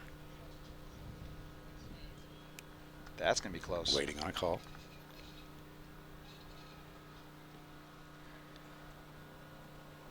No info from the Appears green to be down there. inbounds, putting from circle 2. We did not see the spotter's flag there, but according to UDisc, he did sneak inside that hazard, so there is opportunity still. James Conrad going back to that purple MD4 that he has been throwing all over this course. He's typically opted for that inside line. Let's see if he repeats that. Also 2 down, in the same position as Kevin, so lots on the line here for him. He's got to sit down. Crept just across the line. Wow. Yeah. With the pressures, you know, you watch Macbeth park this, and then you got to keep up with that pace. 2 back, and you got to make a move. You just want to keep the pace and birdie this hole along with him and see what happens on 17. Obviously out of position here, trailing into the hazard and having to make a long putt for par. Well, once again, it looks like it's going to come down to the diabolical 17th hole. Sexton could really use a birdie, but an ace would also help his case quite a bit. It's not out of the realm of possibilities, what we've seen the last couple of days around here. Trying to match Macbeth's line, leaving it out wide left. Ah, he said you can do it. I can do it better. Somebody's closer. You can't do it a whole lot better than that. Nate Sexton with the forehand right into the parked ring. Let's play back some of those drives. This could be a crucial turning point as we look back from the 18th green in just a little bit. All right, first of all, Paul Macbeth, champ, what do you see here? Oh, you know, you just wanted to keep it out wide and keep it kind of low, because if you get a little too high, it can skip over into that right side, and you know, a little too low, obviously it's going to stay on the left side. He did the smart thing, puts lots of angle on it, but plenty of good speed on it, so it cut in there. And then Avery, James Conrad with the MD4. Yeah, going a slower disc, mid-range disc, trying to go the direct line. Let that disc get away from you. A little flatter shot. I think that's finishing inside circle 1. Just got a little hyzer release angle on that, and it trailed off into the hazard. And this is full commitment to this forehand by Sexton. Just punched it right out there over the yellow rope. Wasn't scared. Knew it was coming back. And proven again, you know, he's one of the best forehand players on the PDGA Tour. His patience has paid off as he will look to move to 28 under par. I don't want to jinx him, but I'm pretty sure he can handle that putt right there. Kevin Jones now, the heat is on. Yeah, I think this is the one that's going to make the most difference in the outcome of it all here. Kevin makes it, you know, 2-stroke swing on the 17th hole isn't that hard to come by, but 3 strokes going in there, Paul can just throw it into the fat part of the island on 17 and be pretty safe going to the 18th hole. And with what we're looking at here, is that a yellow line on the ground, or are we going by the rope up top? We're going by the line on the ground. The rope up top is just a reference point, so you can see it from a ways off, but the ground rope is the actual out of bounds, or hazard line, I should say, in this case, since it's a yellow rope. So many times this tournament has just come down to inches, and it looks like Kevin Jones is on the right side of that line. You're no stranger to pressure putts. I definitely want to know what would go through your head in that moment. Well, focus, commitment, and knowledge in your ability. You know, just committing to your ability. You know what you can do. James Conrad, yeah, line up another long putt. He had 2 of these early in the round on 2 and 3, looking to knock another one down on 16. He's been a long-range assassin this year. I've been watching some video of him during tournaments, and he makes a lot of outside the circle putts.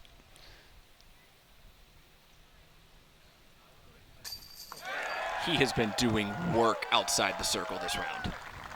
That's huge. That'll keep him in the match still, you know, getting the par, dropping 1 stroke back in Macbeth, but it'll still keep him there. He need to have that spot.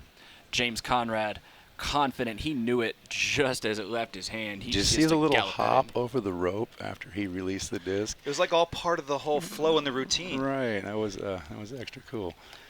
Yeah. Let's see if Kevin Jones took some notes for his own rope hop. Oh, he's got rope in the swing issue here. Might have to stand a little farther back behind the mini than he's used to and be a little high-handed putt. Time to get creative on this putt for Kevin Jones. Oh! What? Off the rim, into the chains, back onto the rim and out. If you've played disc golf, you've had a few of those yourself. Wow, that had every chance of staying in the basket. Just the reaction with the chains and the way that ring lifted and pushed back out is unfortunate. A little more forward velocity, I think that's going to stick. Correct. And let's see that one more time from Kevin Jones. You saw him adjust the hazard rope just before he putted. Looks like his hand cleared it. You can't believe it. just a heartbreaker. He definitely thought that one was in the bucket to grab a birdie. So in one hole, it changes all that fast. Macbeth extending to a 3-stroke lead going into the final 2 holes, and one of those being hole 17. Yeah, it'll surprise me if he throws it anywhere near the pin on that hole, having just a 3-stroke lead. I mean, if you had a 5-stroke lead, maybe you could go for it, but 3-stroke lead seems like you just want to get it to the fat part of the green on the right-hand side and take your par and walk to the 18th tee. If they birdie it, you still have 2 strokes going up the last. Or does he opt to lay up off the tee pad and then go second shot onto the green? A situation we've seen with so many other champions or leaders going into this hole with the lead. We've seen him succeed or fail. What is the play? Does he go for it off the tee, or does he lay up short and go over on the second shot? I think the green's wide enough in that back right side that you can just throw it in there off the tee. You got to trust your stuff. Yep. And just behind us, you may be able to see a little bit of Ricky Wysocki making a very nice putt on hole 17.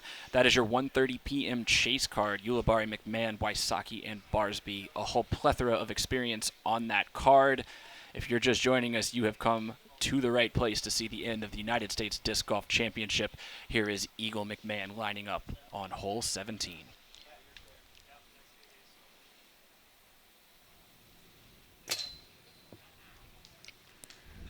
And he's not happy about that one. No, maybe a little wind lift, a little gust. It wasn't low and it wasn't short. He gave it his all, but unfortunately left a little high. And that was for par, so Eagle will look to take a bogey, dropping back to 25 under par. Ricky with that big putt moving up the cash spot just a little bit. Barsby at 25. And Ulibarri staying in that 20 club, 20 under par. There is only one group left to play hole 17. Ladies and gentlemen, how many times have we said it? How many times have we seen it over the last few years? This is what it all comes down to.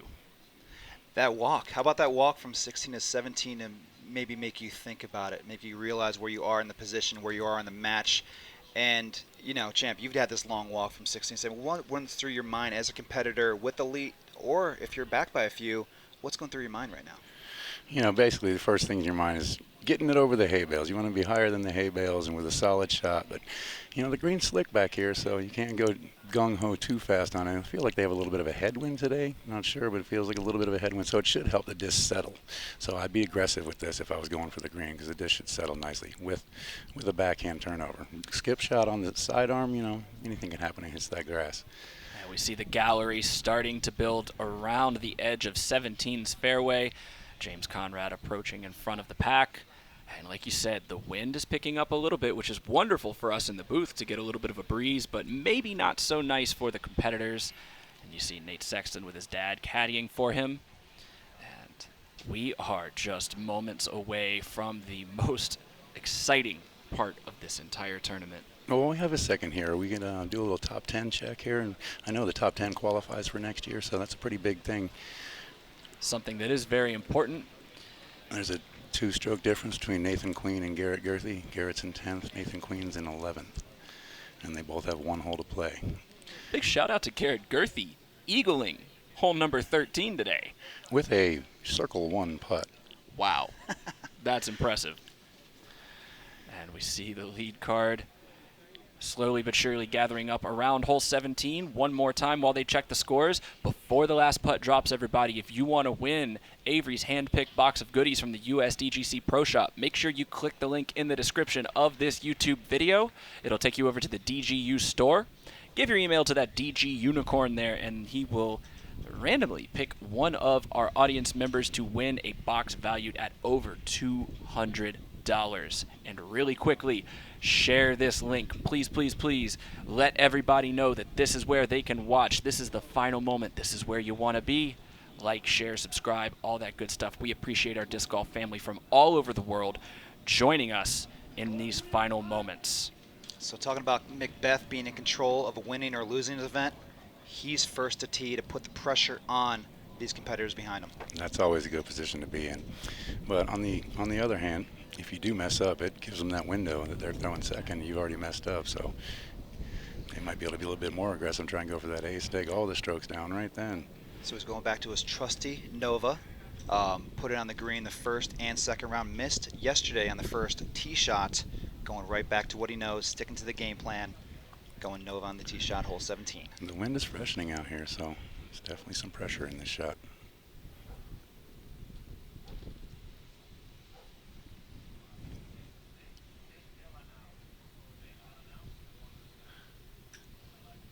A little hesitation from Paul.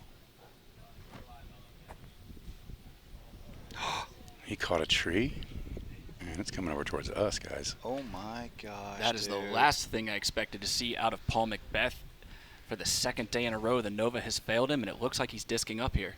Now, Champ, that little hesitation right there. He looked like he was ready to go, stopped, checked the wind, checked his palm again, trying to dry off. The pressure is on, but that little hesitation, I think, cost him there. Yeah, I think at this point it would have been best to just go sidearm first of all. Don't get over into that fat right part of the green. The big sidearm, nice and high. Third shot on its way, going forehand, spike into the green. Oh, okay. And does. Close enough to make the putt. Yep. Wow, that was you're holding your breath on that first tee shot, though. I couldn't believe he nipped the trees coming out the gap and going OB. You can hear the hinges creaking.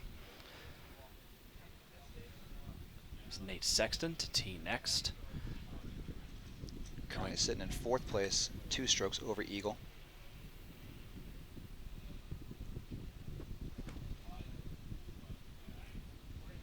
A little extra safe on that one. That's a smart play with, Yep. you know, you're 3 strokes back of tied for second And with 2 Jones strokes and ahead of Conrad. the guy in front of you. And I think that's the play. You're trying to lock down that 4th spot. Yeah, he's not going anywhere unless he goes backwards. So Kevin Jones needs to get on the island here and can the putt, and he could bring it to within a stroke with 1 to play.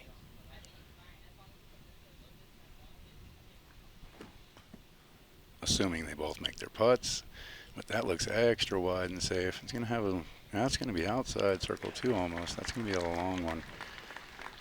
But still a chance. Yeah, he's happy he made the green, but he's not happy with the final total distance of the shot left. Now Conrad opting for the backhand, not a strong forehand player, but super accurate with the backhand putter shot on this hole. I'm looking for him to keep it close and try to make a play on McBeth, back by 3 with 2 to play. I think the sidearm's easier to get in bounds, but I think the backhand's easier to get closer. Yeah. Because he stops a little quicker when it hits the ground, if thrown correctly. So this is the right choice.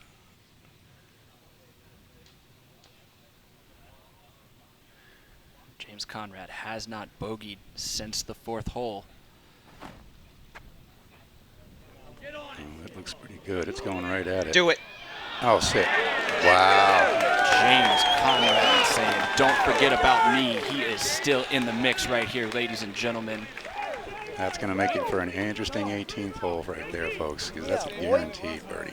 And if Paul misses his putt, it could be a tie game going to the last hole. And very interesting from Paul McBeth, champ. We have seen him struggle from some of those longer distances that we were not so used to seeing him struggle from, right around that circle's edge. As we look at a live drone shot, this is happening right this second. One more time, share this video, let everybody know the drama is not over. Hole 17 has once again shown her teeth, and Paul McBeth is now on the ropes. Yeah, I mean, it's a little windier today, so putting has been a little tougher out there. It's definitely the windiest day of all 4. Why does that green look so huge right now? Like, you know, it's just a postage stamp when you're up on that tee pad. It looks tiny for a green to land a disc on that area, but it looks massive when you see that drone footage. Well, the tree kind of blocks your view of the green a little bit from the tee, and you have some bushes at the tee that kind of block your view, so it looks much smaller. Plus the pins are tucked over on that left side, making up here that much smaller. It's, you know, the trick of the eye by the designer. Now, what do you expect to see from Kevin Jones here? Do you think he tries to run this, or do you take the par, take the 1 stroke, and say, I'll beat you on the last one? I would think you have to go for it at this point. You're too many strokes behind. Totally agreed. And Totally agreed. You gotta hit this. And Conrad's parked, so. It's not just a battle against Paul. Right. It's also a battle against Conrad as well, sitting there for birdie. He's going for it. Oh. Oh, no. Not what you wanted to see. He did give it a chance. It's just unfortunate that he airmailed it over the basket and out of bounds. And with the stroke and distance call here, he actually re-putt. He's confirming, looks like he's confirming with his card mates that it is stroke and distance, and now he will step up to his lie. That is no longer going to be for birdie. This is going to be for bogey. Ooh, got lucky with that one. just as quickly as he closed the gap, it opens back up, and it now seems that James Conrad has the best chance to dethrone Paul McBeth. This is still a very important putt for Paul. It's got to be crushing for Kevin. He played a great tournament to come down and do that on the second to last hole. Little tailwind, bogey putt from Paul McBeth. Solid as usual. And those are the moments where you just have to steel your nerves, take a deep breath, and let it fly. Yeah, forget about everything else. Just do what you've done 1,000 times. Wow. Practice. James comes up with the goods when he needs to. Two-stroke swing right there, boys. James Conrad. Oh, my goodness. Let's not forget about Nate Sexton either, who will take his par. Kevin Jones, unfortunate. He's going to take a bogey. But like you said, Champ, he's going to be well inside that top 10. He's going to have another opportunity to come grab double bogey, the lead next, or grab a chance to compete next year. Let's look at James Conrad's drive right here. Break this down for me. Well, he's very aggressive. He throws it out to the left side of the green, has it turn in a little bit, and I really think he was going for the ace. I mean, it looked like it to me. Such an accurate thrower of the putter. You've seen it throughout the course on different layup shots or position shots, and this seemed like just another routine putter shot to the island for him. Yeah, for those that don't throw putters all that often, they're really good choices if you need to land and stop fast. They grab the ground really quick, better than almost any other disc. Putter will just stop. Agreed. So looking back at past USDGC championships here, Champ, you've been in this position. I know you've had some big blowout wins as well, but a one-stroke lead by Paul McBeth going into the final hole. James Conrad, one stroke back. What's going through Paul McBeth's mind right now? Is he just trying to put it in play and put that position and pressure on Conrad, or is Conrad looking to make a move here? Well, Conrad gets to tee off first, so I think he gets to, put the move on him. I think Conrad's always going to be aggressive no matter what. So if he goes for a big drive and gets it up past that tree where it looks like an easy up and down, it's going to force Paul to be aggressive. I think with James throwing first, it'll show Paul's hand. If he throws a bad shot, Paul will be able to play safe. If he throws a great shot, Paul's going to have to be aggressive. And you see James with that same red disc that he threw yesterday. He put it right by the Mando tree, just in prime position. If he can repeat that, then suddenly this pressure just exponentially multiplies. For sure. It's a good place to be teeing first, like McBeth had on the last hole. He was teeing first, and he didn't come through, and he didn't put the pressure on the other people and allowed him the door to open. So let's see if James can put the pressure back on Paul. He has no majors to his name. He won the MVP Open earlier this season. James Conrad. Looks good again. Has a little bit of turn on it, but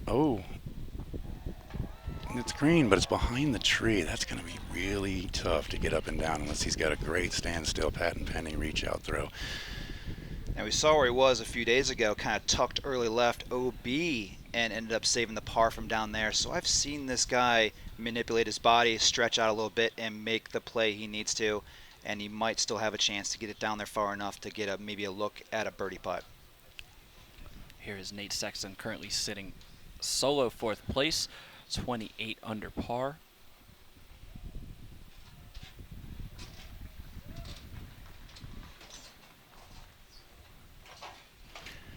Smooth, as you'd expect, out towards the left line, chopping up into the hill and stopping quickly because it's an uphill grade.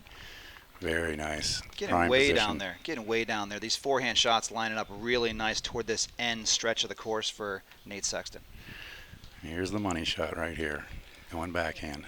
And it looks like you were talking about, he has not changed his game plan. He's sticking with the mid-range. He's done very well with it on this hole in the past 3 rounds. Yeah, it's a very straight finishing disc, and the OB's off to the left and right on this hole, so if you can get something going down the middle, finishing straight, that's what you want.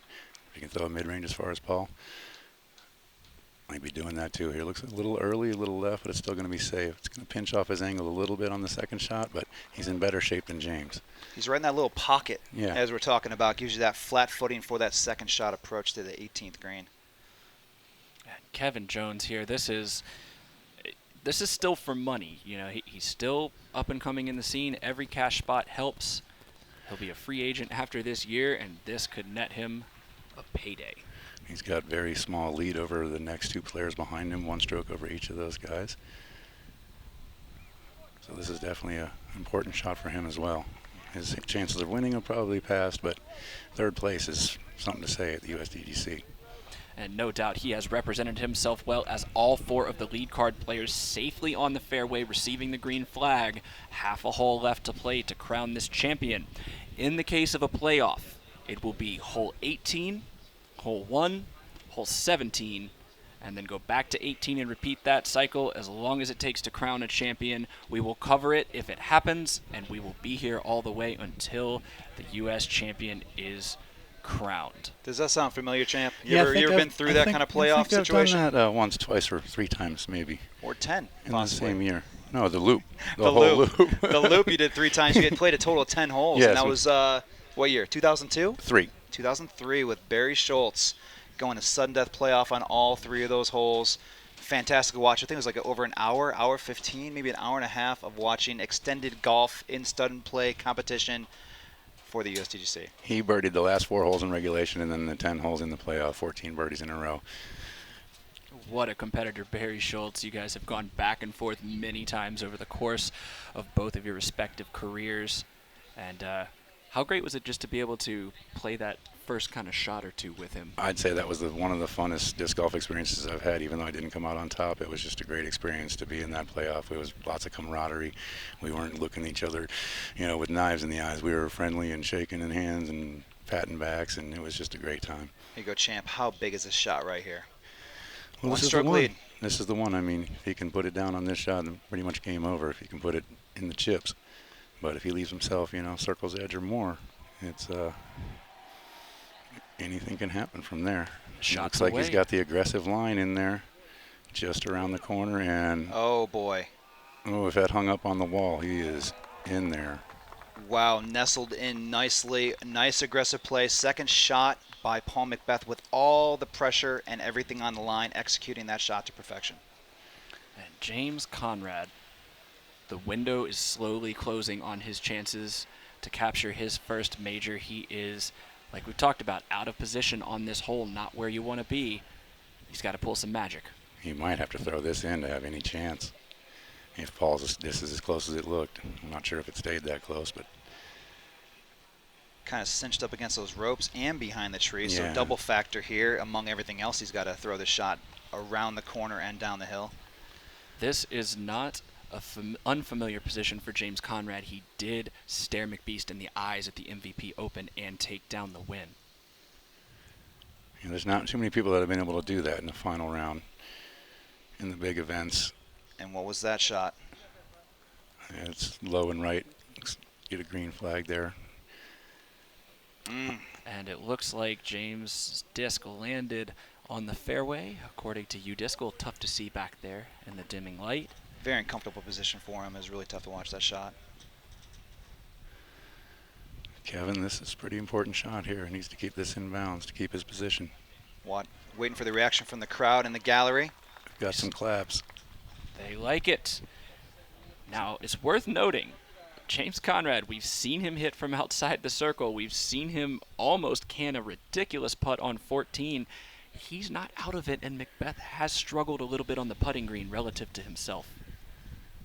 I think anything is possible. It's disc golf, We've seen things change within the last 2 shots, last couple holes, and anything is possible for this guy right now. This is a pretty important shot here, too. If Kevin Jones isn't close enough for the tap-in birdie, Nate puts this in there close. Kevin misses his putt. They tie for third. And that's pretty close. I'd imagine he's going to be making that one. Great shot there from Nate Sexton. He will make it inside of circle 1 for the birdie. And unless something insane happens here, Paul Macbeth is making the victory walk down the 18th fairway like he's done so many times in his career. Champ, you've done that a handful of times, too. A few times. Well, halfway through the tournament, it looked like he was going to cakewalk with this one. And then, the USDGC is a tough course, and it can rear its ugly head on anybody at any time. And Paul didn't play his, the best golf throughout the last 36 holes, and he had to birdie the last hole to win, basically, and no one thought it was going to come down to that after he was 25 under for 2 rounds. I'm kind of liking to see that the total isn't more than my best total, which was 35 under, and Macbeth mentioned something to them this morning about that. That's beautiful. Yeah. He said he was coming for you? Yep. Oh, that's the confidence that you always hear from Paul before he tees off. I remember on Tuesday when he was practicing the old position on 1, he threw his Nova straight into the tree on a practice shot and said, well, I only need to play that hole once. It doesn't matter. And then he went on to practice the other pin for the rest of the time. As we just saw Paul McBeth walking up to see where his second shot approach landed. Pretty happy we're at the finish where it is. And we're going to watch James Conrad attempt a very long outside circle 2. He's just and going to maybe lay not. up. Oh, well, looked like it was low enough for a layup, but it was too speedy. Still got a few strokes on Jones right here, and yeah, I was kind of surprised by that layup, knowing that Paul McBeth is parked right there. Right. The chance of running that, hitting that, you know, Even if very he hits slim. it, Paul's pretty much too close to miss the putt. By the smile on his face walking up the hill after he saw where his disc was. And there's been so much talk in the last couple years. He hasn't been able to capture a world title after that pace that literally only you have set in the sport with 4 in a row. Ooh, that looked like it wanted to kick back on him a little bit.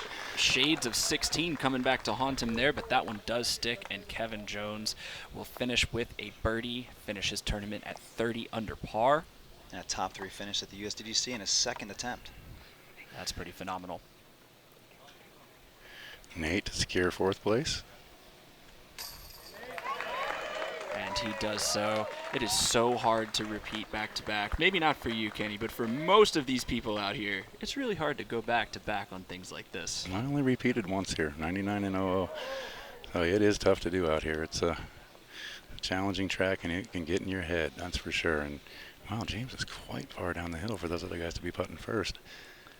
This is just one you want to see him make. You want to see him end his tournament on a great note. Like we've been saying, his putter has been working. Put this one in there, walk it off, and come back next year. Yeah, 2nd place isn't too shabby, but he's got the heart of a champion for sure.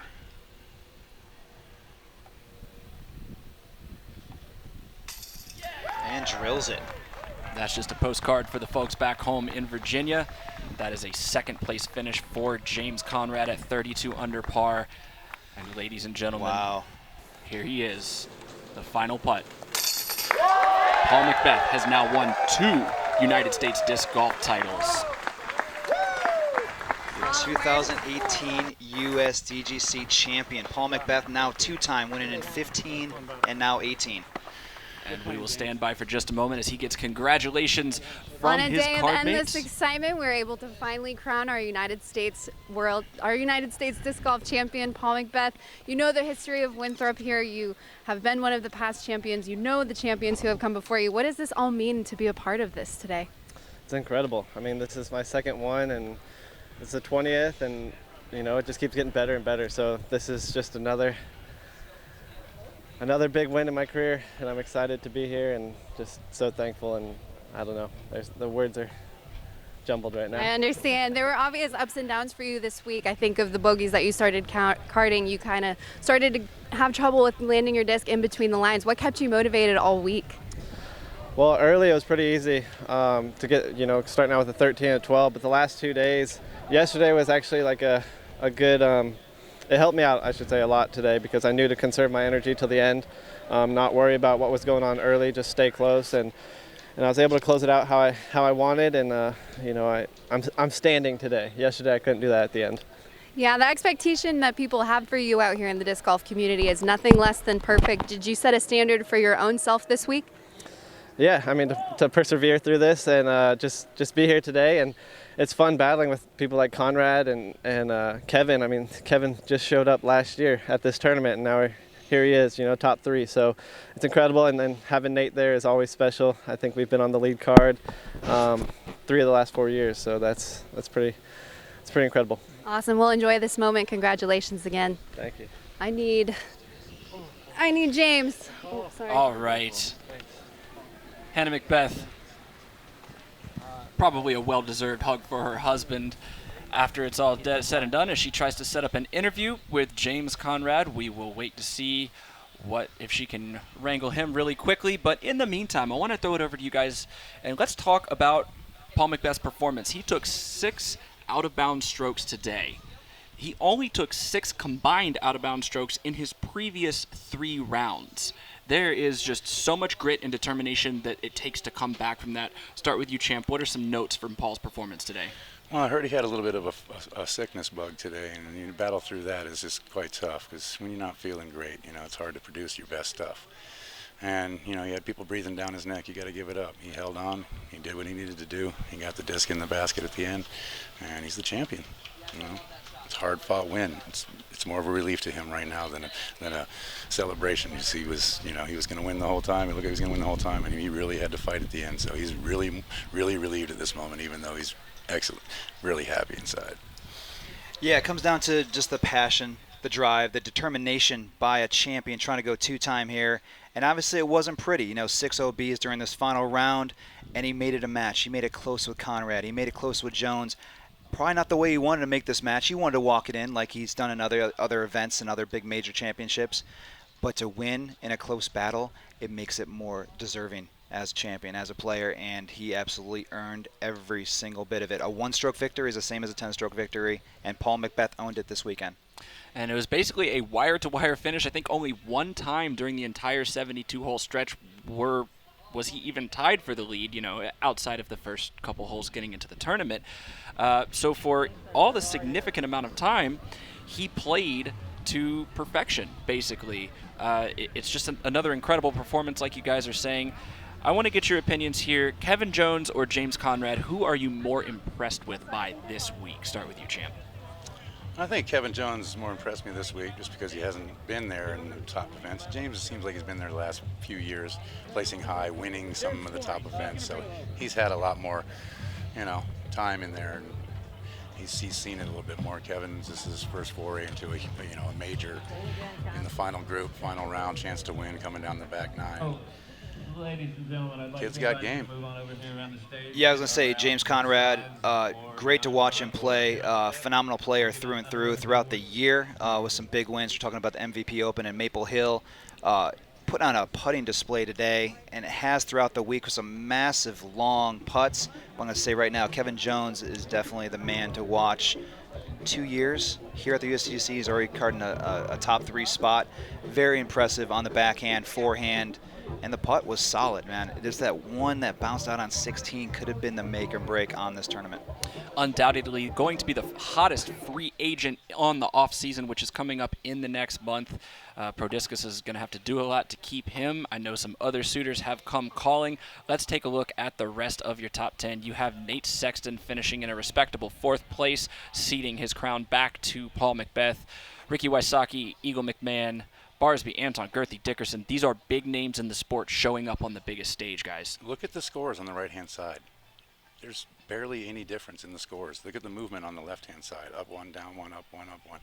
The top 10 played good today, and they didn't move much, and they all wanted it. And besides, McBeth, few OBs, he had the worst round out of the top 10. You wouldn't have guessed that. And after starting out 13 down and 12 down, he finished with a 4 and 5 down, respectively, on the Friday and Saturday rounds. Like you're saying, Champ, there are nearly half the course. None of these top 10 did shoot the hot round. We should mention Emerson Keith out of Dallas, Texas. Paige Pierce was talking about him when she joined us on the broadcast. He played a 2-bogey 10-down performance today to jump up into the top 15. Really impressive stuff from him.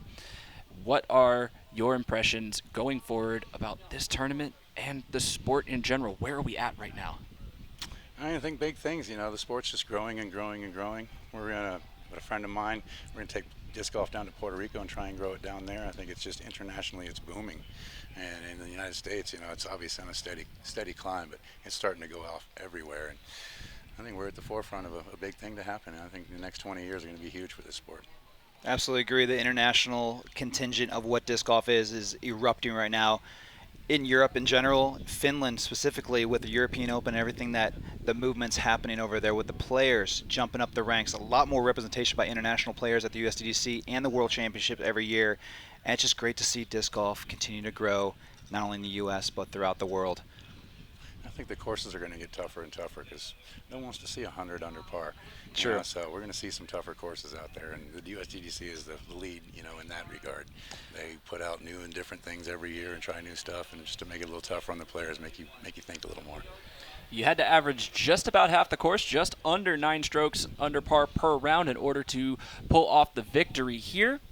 And we will throw it to a little bit of a highlight package. We will be right back. This is the 2018 United States Disc Golf Championship.